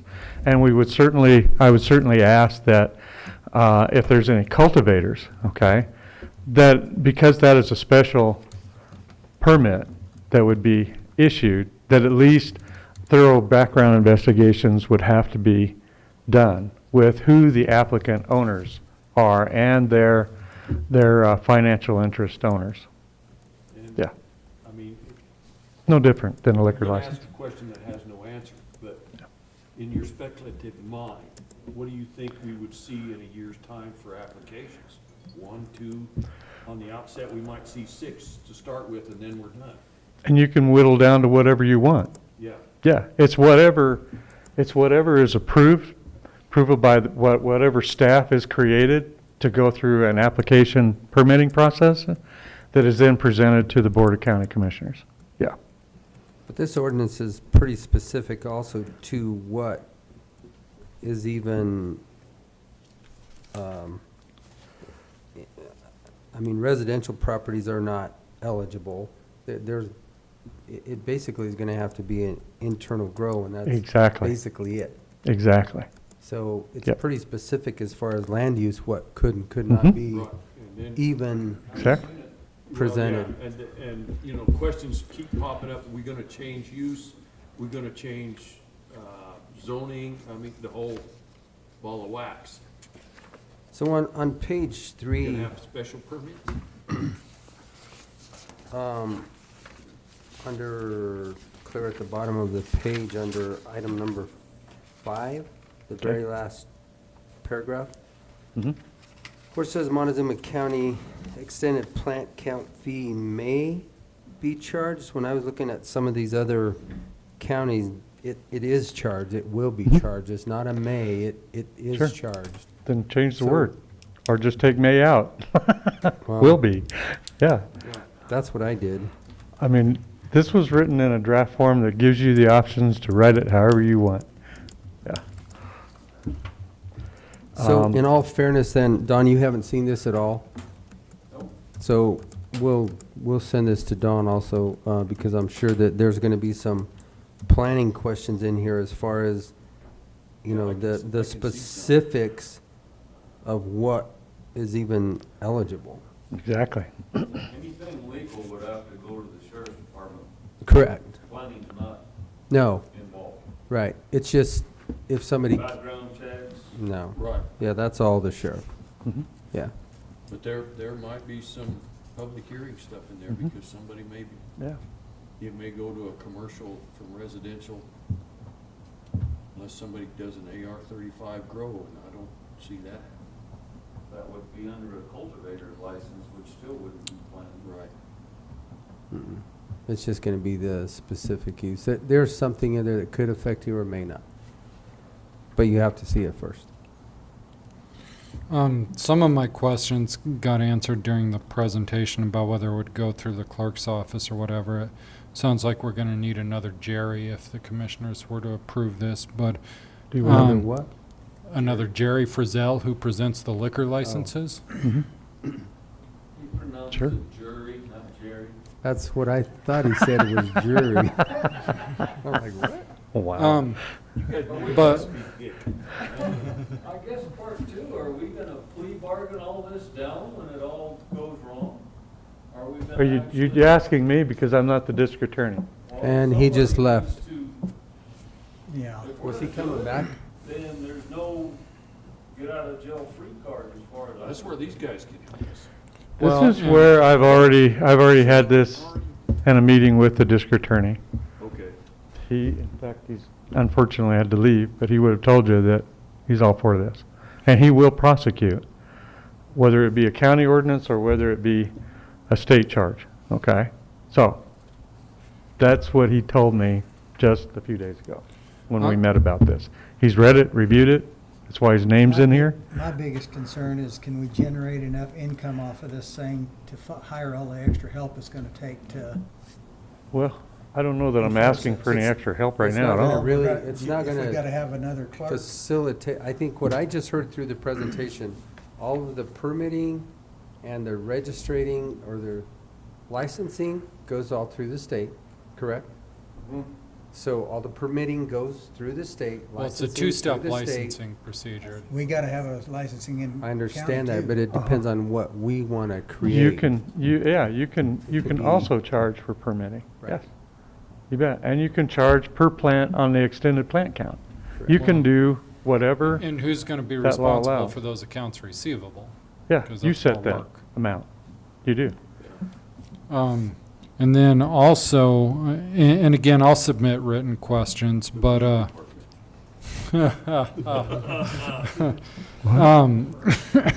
Yeah, she'd do it too. it talks about this, two-step licensing procedure, obviously one through the state and one through the county. Right. And the special permit. Do we have, or are we in the process of creating what that license application is gonna look like? I didn't create it. This is something that's gonna have to be created by everybody of what we want, following these guidelines. You bet. And what's needed. You bet. There has to be an application process. So is that something through the state that would, that you Well, could whose create? job's it gonna be to create the draft application? That's what I I was can just get asking you, is I that- can get you go-bys, easy. And you just create it by what the county wants to do with it. What do you want in there type of thing, okay? And I think that comes from everybody as well as the public as well. What do they want to see? I don't know. Ask those questions. It also defines what a substantial greenhouse is, so I know that Shaq asked a question about hoop houses and stuff. That's not an adequate facility. And would people that are growing these currently illegal grows in a hoop house, would those get grandfathered in, or is that once this goes in, you're done, tear down the hoop house? You're asking my opinion? Yes. No. Don't grandfather anything. Because now all you're Well, I doing is agree, but we need that understanding up front. you're legitimizing an illegal activity, so don't do it. Yeah. I agree. Well, I mean, it's currently illegal, and apparently they're course. still doing it. Of course. And we've taken some of those down, too. Not all of them, but some of them, you bet. I mean, the pyromaniac you had, you could give them a little useful public service. I'm not even going to comment on that. So on page 8, you describe the area of bulk requirements, and you have a minimum lot size of 5 acres. Was that, how did you come up with that number?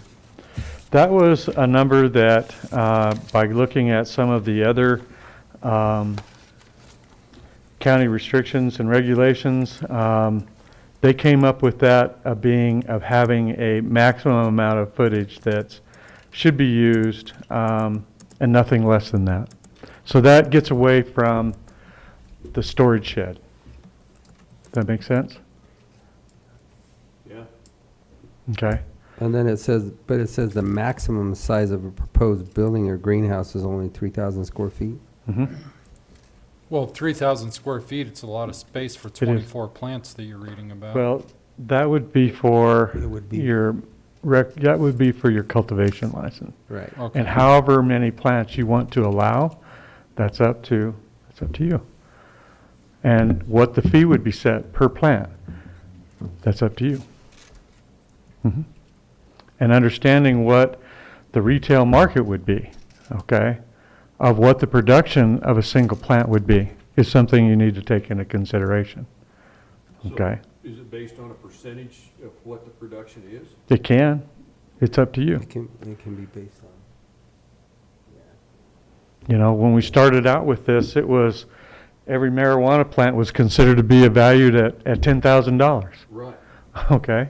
But you look at how much a plant can produce, and as well as the sales of that product, that's where we need to look at what the figures are of that and how much is produced.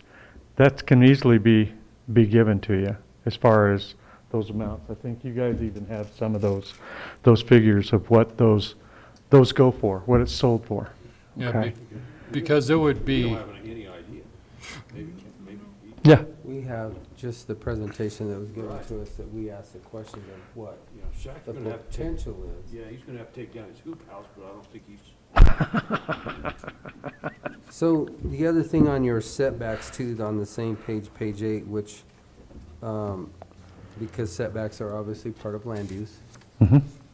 this is saying a half a mile Mhm. Is that due to From odor, any license. anything else? It's a setback from a residential area. Yes. So my question is, one house is considered a residential area, right? It can be, So we're if you gonna- determine that. I mean, Or it could be a subdivision. I think that's probably something we would have to define in a Yeah. separate definition set. Exactly. I mean, it's not I your mean, job you to can talk have, if it's zoned AR, the A stands for ag and the R stands for residential, so. Yeah. And that could be Everything is 35 AR. plus. Right. So it was a half, I guess the question is the half a mile, because that's nothing anywhere close to our setback requirements. Our setback requirements are 30 feet. But that's for what? 30 that's- feet for what? That's for residents, but if you have. Okay. But now we have a cultivation facility, I which is understand. going to have to be further set back. Well, if you had a half a mile on each side of it, it'd take 320 acres to put a facility in the middle of it. Yeah, you'd have to have a Yeah, I was section gonna to say it wouldn't- get in the You center. have to have a distance from that facility, yeah. Would be a. Well, you'd need a section for, 5 acre lot. 5 acre lot. actually, Joel, you'd need a section for one plant. So these were just, when you drafted this, or whoever you had drafted, those were just kind of, okay. This is just kind of a beginning, okay? that you were asking for and that I was requesting some assistance with.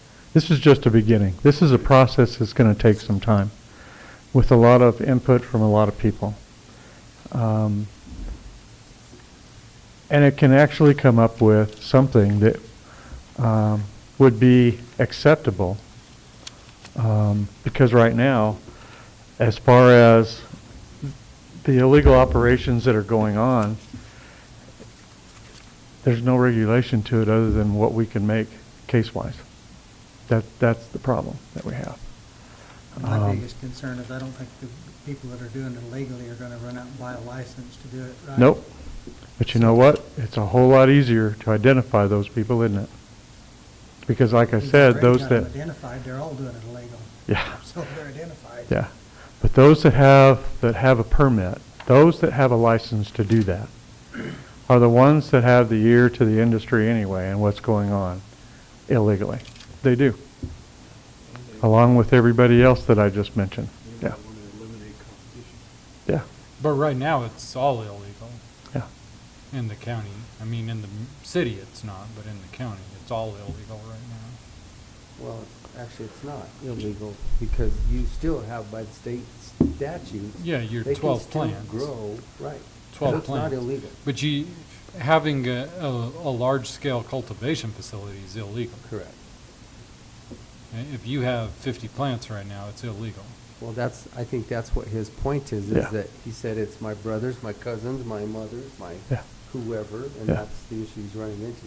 How do I determine that that's not really what's going on? But this ordinance would say you only have 12 per household, per resident, that's it. Doesn't matter. Yeah. Because we can be stricter than the state, is what you said, Yes. right? Right. Which is what we're doing, is we're becoming stricter than the state. So your in theory, you residents- could so- put an ordinance in that says only 12 per residence, no more period. There's no licenses for more, only 12 period. That's You what he's could. saying, that's what this You could. ordinance says. Yeah. Well, I'm saying you could do that without making a deal for other people to grow. You could cap it at 12, and if you have 13, I don't care how many people you have there. What if you were more stricter and you said no plants? Then of any plants, We can't they're do that illegal. without licensing, can we? That's against the Constitution. Yeah, that, Yep. yeah. Yep. Thought we Can't could do be that. more restrictive than the state. So Sheriff, if we were to put this thing in, are you gonna be able to enforce the people outside? I mean, do you have the personnel at this Yeah. point? So Yeah. the issue you're saying is more that you're having more trouble building a case. It's not an issue of personnel to enforce. Sure. The thing is, though, is that we're dealing with what the law is today, all right, and trying to make those large cases. That's where we had the problem. And having to deal with that. With this, we'll be able to deal with it a lot easier because you're going to have not only, we still get people that report these marijuana grows to us almost every day. Okay, when we get into the month of August and September, when they can actually see it, smell it, this and that. Those are the things that we do, the knock and talks. And here we've got, a backyard that's got a fence around it, okay, and there's 30 plants, okay, and we have adults that live in this residence that account for 12 plants apiece. Not much we can do about that. With this, we can. Because it would only be 12 plants. 12, period. Per the resident. Unless you're going to do an extended up to 24. Yes, that's up to you. That's up to the county. And they could do it without the unless you're going to extend. They could say 12 period. Yes. Per residence. Yes. Period. Could. No legalized anything. You bet. else. Okay. You don't have to have. You can do whatever you have to go to with that. 24, you just say 12. Yeah, you could. 12 would be unpermitted. Correct. Right. And otherwise, then it has to be permitted. permitted. To be an extended plant count. And/or then to go through the state licensing to be a large grow facility, cultivator. whether it's a stage 1 or whatever you call it, tier 1, tier 2, tier 3. So like if a greenhouse wanted to do it, which is what was presented to us, They Right. would actually have to go through the state licensing. To be a cultivator for. To be a cultivator, and then also comply with what we have. Right, with the within permitting this process by the ordinance. county. Yes. And then they would pay that fee, whatever we Mhm. created to us, and then along with what they pay to the state. Yeah. So there would be, I get it. Yeah. And that's where you come in, Ian. This is not really Okay. about creating revenue. for Welcome the aboard, county. Ian. This is about creating, this is about creating something to help him with, as far as somebody not having 50 or 60 plants there, and there's no way that he can. Right. save There's it. also a permitting process plus a violation with that under the Correct. county ordinance. That makes it nice. You're actually gathering revenue from this illegal operation. As of today, you're not doing anything. Permit-wise, you're generating revenue. Yes, by the permit. Well, when it comes to generating revenue, though, I mean, we don't need to license more marijuana. We ought to pass the sales tax and That's where the tax the generating marijuana revenue that's- will come from, tax the Yep. marijuana that's already is here. the sales tax. Yeah, I hear you. Yeah. So. Because it didn't go from 67 million in 2014 to almost 8 billion in Yeah. 2020. Well, I'm glad that they showed you that slide. It shows to show you. That's just the legitimate figures, okay? You got to take into consideration the illegitimate, illegal dollar amounts that are going on. I mean, gentlemen, I don't know how much more you want to hash through this. I have all of my notes. I'll have all of Shaq's notes. We can give them to you, Sheriff. Yeah. And I would don't just know if ask you the guys working have group. yours. Yeah. There should be a working group to work on this, okay? This is something that can. I mean, we could schedule a workshop for it. John, do every you want Monday to, or morning. Don, I'll give you this copy. It's got all of my notes and Shaq's notes on it. They're on every page. I'll just give that to They're you. like Commissioner, cliff did that notes, but include the spelled comments wrong. that I sent over to you too? That does I not. don't see, We can okay. send those electronically to Don. Okay, great. Yep, Yeah, I'll get those myself. over to him. Yeah, Did you send I'm them- sorry. Send them to me too? Sure. Yeah, I'm sorry, Ian. You weren't on that part when I sent that out, so it all went to John. So. I send it to Ian when I Okay, got good. it. Thanks. saw it and I Sorry. sent it to I just you. got it recently. Oh, I know. There's a lot to read. There's a lot to digest, and I think that with a working group, it can get worked through it. This was given to the Planning and Zoning Board. That ordinance or that Planning and Zoning ordinance from San Miguel County several years ago and again earlier this year. Okay, which I think you saw that. That was a go-by for this. This doesn't have to be exactly the way that it is. I want everybody to have input about what you want, how you want to structure it. However, okay, I'm good with whatever you come up with. If you decide to nix it, we're just going to continue doing business as usual, okay, at the best that we can. But I think this is a way that you can, it'll definitely give more control over this by regulating it by the Gives county. you control. Yes, And it creates yes, revenue for better the avenue county. that you can Yes. enforce what you're trying Mhm. to enforce. And those fines for the county ordinance violations go to the county. Yep. So, Okay. Any other questions? No, no questions. I think the sheriff has asked us for his help with something. We should do our I best think to those do. fines Yeah. need to be a criminal matter to get through the courts, because thus far, we've not collected a lot of fines for land use code violations. well, I here know we it's go. another Here we subject, go. but I'm saying it should go through the court. Yeah, which is where Ian is going to come into play. This is kind of. Well, it would have to Yeah. go through the courts or nobody's going to care. Well, you have a fine structure on your ordinance violations anyway. Well, Land use code's completely different. Exactly, where right now, you're Yes. going to go out, you're going to issue a citation, it's going to go through the court system, and it's going to get addressed. Through the land use code, we don't have that process. Just like the fire ban. What's the fine up to? $1,000. $1,000. Okay? You can set your fine schedule according to law. Okay? So, Okay. that's different. You guys have any additions, edits? Okay. So Obviously, we'll, I'm not gonna even ask you, Don, because you never had the chance to. No, I It just might want to make make sure the DA's not going to plea bargain it all down and we go through all these calisthenics for nothing. Because we see a lot of that and gets us nowhere. And that's a fair question. Is he coming back, or did he? Clarissa came and got him for something that came up, and I don't know. I have no way of answering. So I that. guess he needs to be top in the work group, because we got to have full enforcement of this, or we're just practicing. Correct, and when we first talked about this, the first time we went through that, we stated that he would be part of that, and he's obviously seen this, and. So make him part of the work group.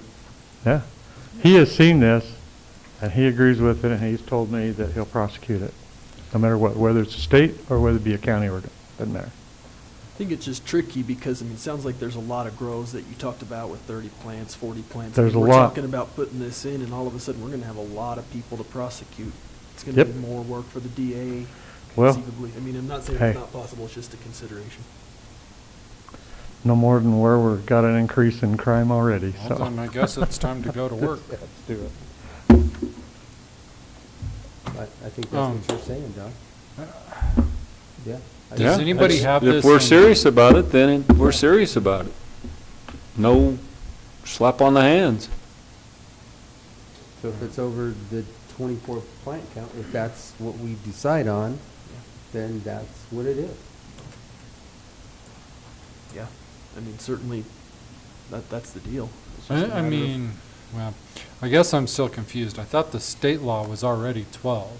And I know they're just making excuses about I have 37 people living in this home, but Well, we've never I guess come I don't across understand the 37. loophole as well as why it shouldn't be I clearly think that's per set at 12. person, right? That's per That- person. It's per person, Per so adult.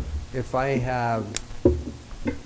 So we're just looking at changing that to per resident. Above 21 years, say you have 2 kids at home and you and your wife, that's 4 people living in a residence. Correct? That's So, correct. if you had just 6, it would be 24, but if you have up to the 12 that the state allows, is that correct? Right, which is Amendment 64, then they can have that many more. So with this ordinance that you're presenting to It us, limits it that residence, per I don't resident. care if there's 10 of you in there, Yep. it's 12. Yep. 12 So plants there's per- a state, the state has a lot of, Well, you have to look at our constitutional rights. Sure. Amendment 20 and Amendment 64. correct, Yep. Both allow for 6 plants per person, Per adult. per adult. per adult, But the over state 21. also came in and put further restrictions on that. Right. Multiple houses. So the state does restrict it to 12 per household currently. Unless the city or county allows for additional ones. So if we have not allowed for any, then every one of them with more than 12 per household is currently illegal. Under current rule, yes. It's not. So they're already in violation. Per if they household? got over 12 in a household. What's that? They're already in violation if they got over 12 in a household. Unless the local jurisdiction. Unless local jurisdiction is, More Give, restrictive. which we have. Which That we I'm- have it. for every one of these illegals out there that's got over 12. 12 plants is already in violation. So, No, that's not true.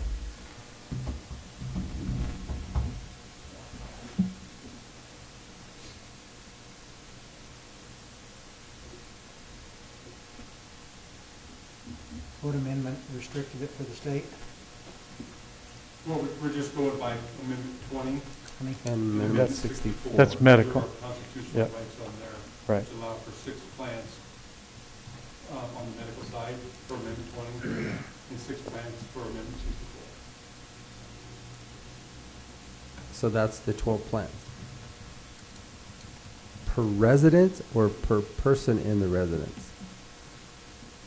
It's now since changed to per of residents. It doesn't matter how many people are in the house. Gotcha. So it's just 12 plant count per residence. So if that's the case, I think where you're headed is if you have over 12 plants, you're not in compliance anyway. Unless they happen to be a medical provider. And that's where Which the is issue under comes from. Amendment 20. So Don't if you they're a have to medical be- provider, You have to be licensed for that, right? To be a medical provider? Yep. You have to be licensed. You have to be licensed. PhD with a Yep. different department as a caregiver. Yep. It gets confusing, there's no doubt about it. That's why there needs to be a, a solid line somewhere. What it sounds Those like can if change. they don't have a medical card to grow it, if you got more than 12 plants, We prosecute a them. medical provider, yeah, Yeah. he would be out of compliance. then you're out of compliance. If it's 12 per household and they don't have a medical grow card or whatever certificate or license or, Yeah. So Well- the way I read this, it says, under 8.5, encourage patient voluntary registration and plant limits, subsection 8.5, subsection I, unless otherwise expressly authorized by local law, it is unlawful for a patient to possess at or cultivate on a residential property more than 12 marijuana plants, regardless of the number of persons residing either temporarily or permanently at the property, except that it is unlawful for a patient to possess at or cultivate on or in a residential property more than 24 marijuana plants, regardless of the number of persons residing, either temporarily or permanently, at the property of a patient. And that's the state statute. That's, Yep, that's right, under section 2. yeah, that's 1818 406. 17, 12, 20. So, So they could go up to 24. but if they have 25, it doesn't matter how many people are living there. It's Correct. illegal. It's out of compliance. And it doesn't matter if they're temporary or permanent, it says.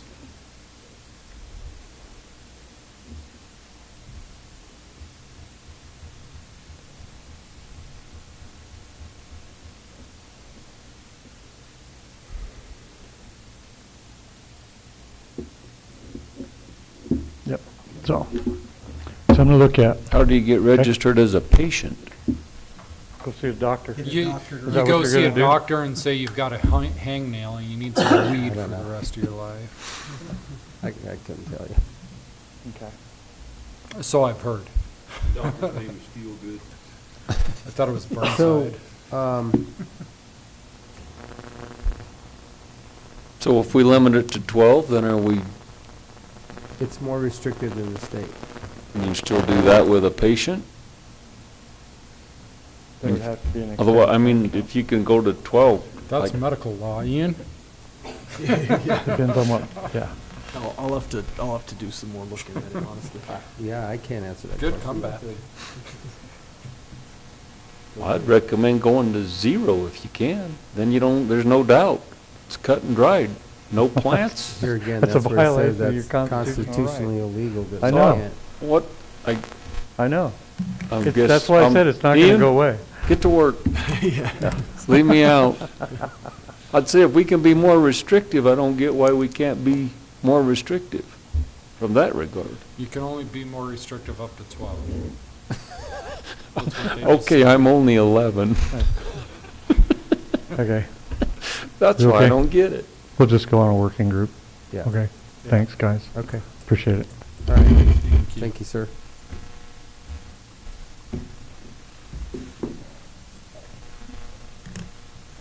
Thank you, folks. Thank you, Brian.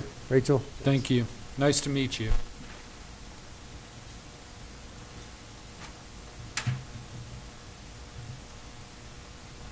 Yeah, the only comment we had from planning and zoning is they said most of this doesn't apply to Montezuma County. It's a whole bunch of San Miguel gibberish. Which is what we totally dissected, and this is an absolutely new draft. This is, I don't know. Yeah, if this it- is a different draft. This is Okay. a totally different draft than the first one that we went through. We went through that ordinance. Okay. And cut it to pieces, This is now the draft. This just came out, what, last Thursday, or?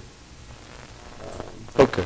I don't know. Yeah. Last week sometime. That's why P and Z didn't really have a whole lot of input, because there was obviously a bunch of stuff that didn't apply to our county. Yeah, it was a lot of it that was probably Yeah, there's 60% not applicable to anything in Montezuma Right. County. Or maybe more than that. Yeah, there was a lot, so they really didn't give much more thought than that. But that just came out, like I said, I think last week. Well, I know it was because we read it in the airport. Okay. All right. All right. I move we go into executive session for discussion of a personnel matter under CRS 24-6-4024F. I second it. I think we've also got to Okay. say who's going to be here. Oh. So, I'll get it. Okay. It's been moved and seconded to go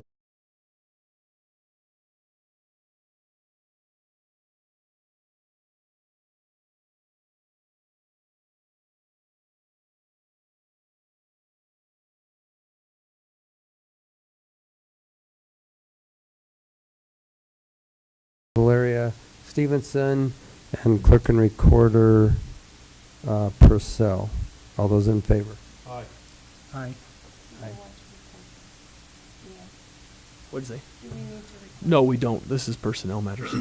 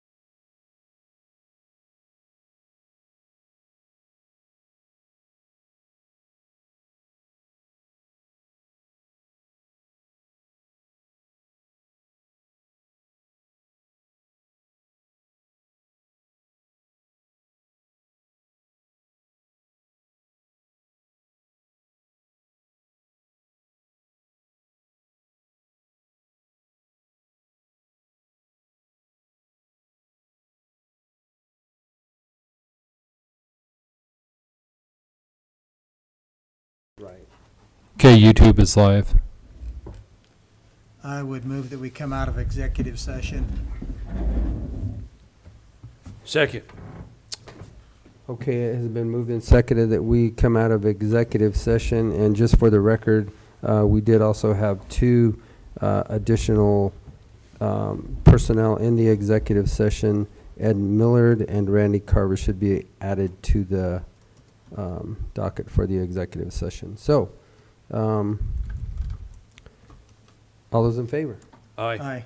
Aye. Okay, we are out of executive session, and the only thing left was a discussion of the handbook, and I think that, gentlemen, if you want to, Shaq, we're going to, do you have a lot of issues that you need to discuss, or do you want to put it to next Monday's workshop? There's a handful, and we can table it till tomorrow and or next Monday. Gentlemen, what's your pleasure?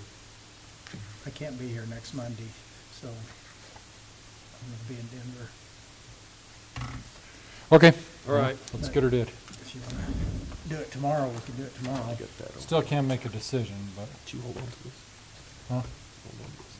I'm gonna display it for them there. I don't care where those go.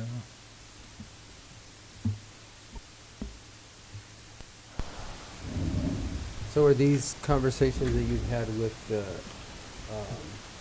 With HR and finance that are being recommended.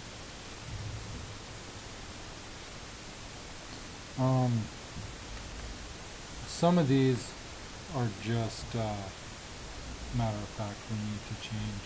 3.2.4, law enforcement personnel shall receive overtime at the rate of 1 1/2 times the regular workweek pay or compensate comp time at the rate of 1 1/2 each hour worked in excess of 160 hours. It used to be 171.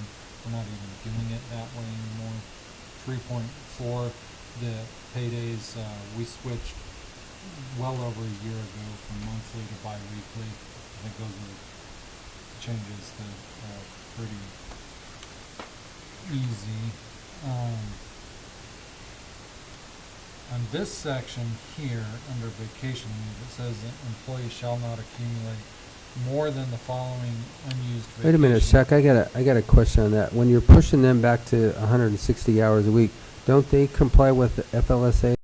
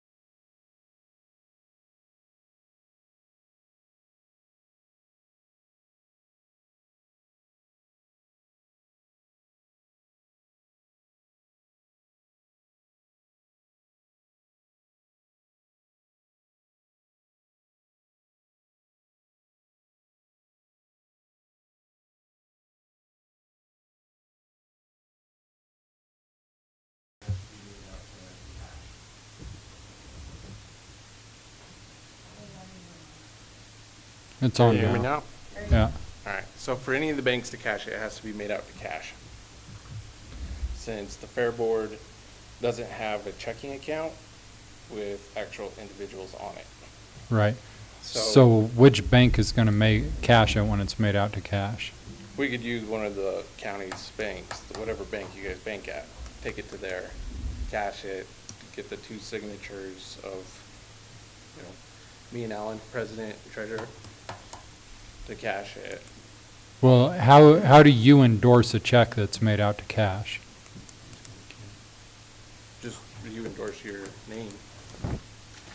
But only the person that's paid to the order of can endorse the check. Right. So. But if it's cash, anybody can cash it. So what, I think what you're saying is, we could write the check, Phaedra could take it down to the bank, get $1,500 cash, we give the cash to the Fair Board, and on Monday, the Fair Board gives it back to us. We could write a check to administration, and they could take it across the street to Ellen, and Ellen could cash it. Well, however, I think the ask is that we get the $1,500 cash for the 3 days, and then the cash is returned, is the ask. It's that simple, It's- correct? Yeah. So I don't want to convolute this or make it any, it doesn't seem like it's, I understand. I know, because you don't talk to Chris Majors afterwards. No, I'll go talk to Chris. I think it's, So it's just this my preferred method would be to write it to administration and take it over to Ellen and have Ellen cash it. which we can't do that tonight. We can do that tomorrow. You couldn't take it to a bank tonight either. Understand that, but we gotta vote under. Just use your ATM card, what the hell? Let me see yours. I don't have one. I don't trust banks. Does that work, Shaq? Yeah, we can write it to administration and have Ellen cash it. So is this something we need to put on the agenda for I tomorrow? know when I was on the Fair Board, we Could had. be under. No, I can approve that spending. Yeah, you're way within your Yeah. spending limit to just take Yeah, I care of can do that. Yeah. But for the record, before you, nobody contacted me about it. So, And fair enough, but that was the channel, so I'm just bringing it forward, and Right. that way it's all out in the open, and we can get some resolution for it and get moving on. There's no problems with it. Yeah, sorry. I brought it up to Phaedra, and then I also went and talked to the treasurer, see how we could make it happen for the cash boxes. right. So just so that you understand how I don't go talk to his employees, I talk directly to him. So that's how that chain of command works. And obviously, we talk to all of the public, so that's how that. You are on Well- YouTube right now. So, since we are still in our regular workshop session, and since Mr. Greg Felsen is going to be at the fair next Tuesday instead of presenting, we might as well get his monthly report right now.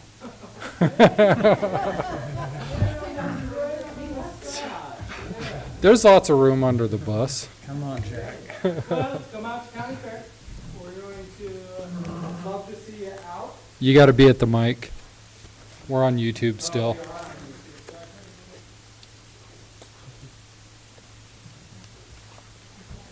And just so that everybody knows, if there's actually anybody out there watching tonight on YouTube, we actually have the Fair Board that just entered the building, and we're taking up some of their time tonight. They're going to give us a brief report, and then we're going to adjourn, and we'll let you have the room. All right, go ahead, Greg. Greg Felsen, Colorado State University Extension, Montezuma County. I just want to thank again the commissioners for meeting last week when President McConnell came down and Director Naughton. Really good conversations. Shaq and I are meeting on Thursday and working on a position description. So really looked over to me, the director, and said, let's get this done and not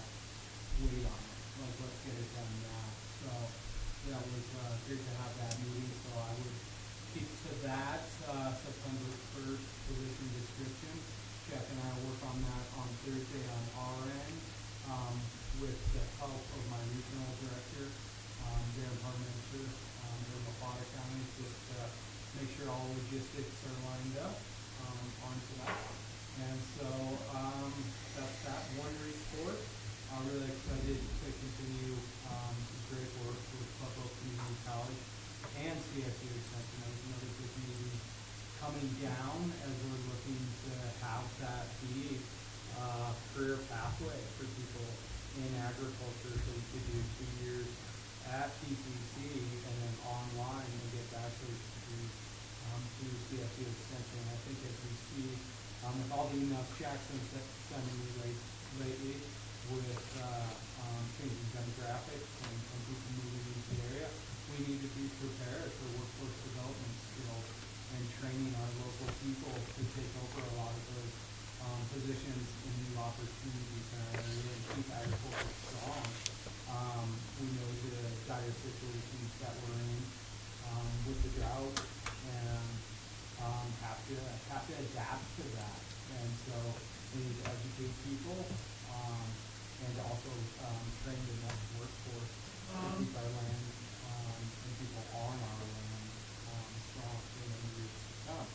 And then finally, I'm here tonight because we got our biggest event of the CSU Montezuma County calendar year coming up. I appreciate all the volunteers this past weekend with the 40 horse show that went on for 2 days. And then I know Shaq's looking to cut a rug Friday night with Chauncey Williams. So we're looking forward to Shaq's still recovering a sprained ankle, so I don't know if cut a rug's is exactly what I'll be doing. Don't listen to that. He was out running this morning. Yeah. Friday night, and I appreciate the collaboration with Montezuma County Fair Board. I think that's what we're talking about tonight. I know that's what we're talking about tonight, just to make sure that we're crossing the T's, dotting the I's, and doing this. A lot of people just doing this to the kindness of their heart to support our youth who are either in the FFA or 4-H program, which we know are teaching them good life skills development. And this is a big event for these youth. And we want to, we had a great year last year, so if anybody's out there in YouTube world, please come out, especially to our junior livestock auction on Saturday, July 31st, and support our youth, because they're going to be the ones giving back to our community. Any questions? No. Just on the new guy coming down from CSU. New person, not new guy, sorry. Let's make sure it's all budgeted up and ready to go. I don't want those guys having any excuses for saying that we weren't ready. Right, then that's a lot of tracking on making sure that that's. Appreciate it very much. But I'm confident, that's a big win. I mean, We'll see it to believe, Yeah. but it's a big win and should be done by the end of the year. I think I've been asking that question for 2.5 years now.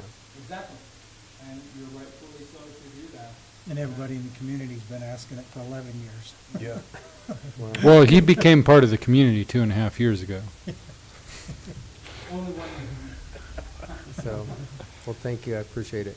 And keep on them, and we'll hit that September 1st deadline. Okay, gentlemen, with that. We adjourn this. Second.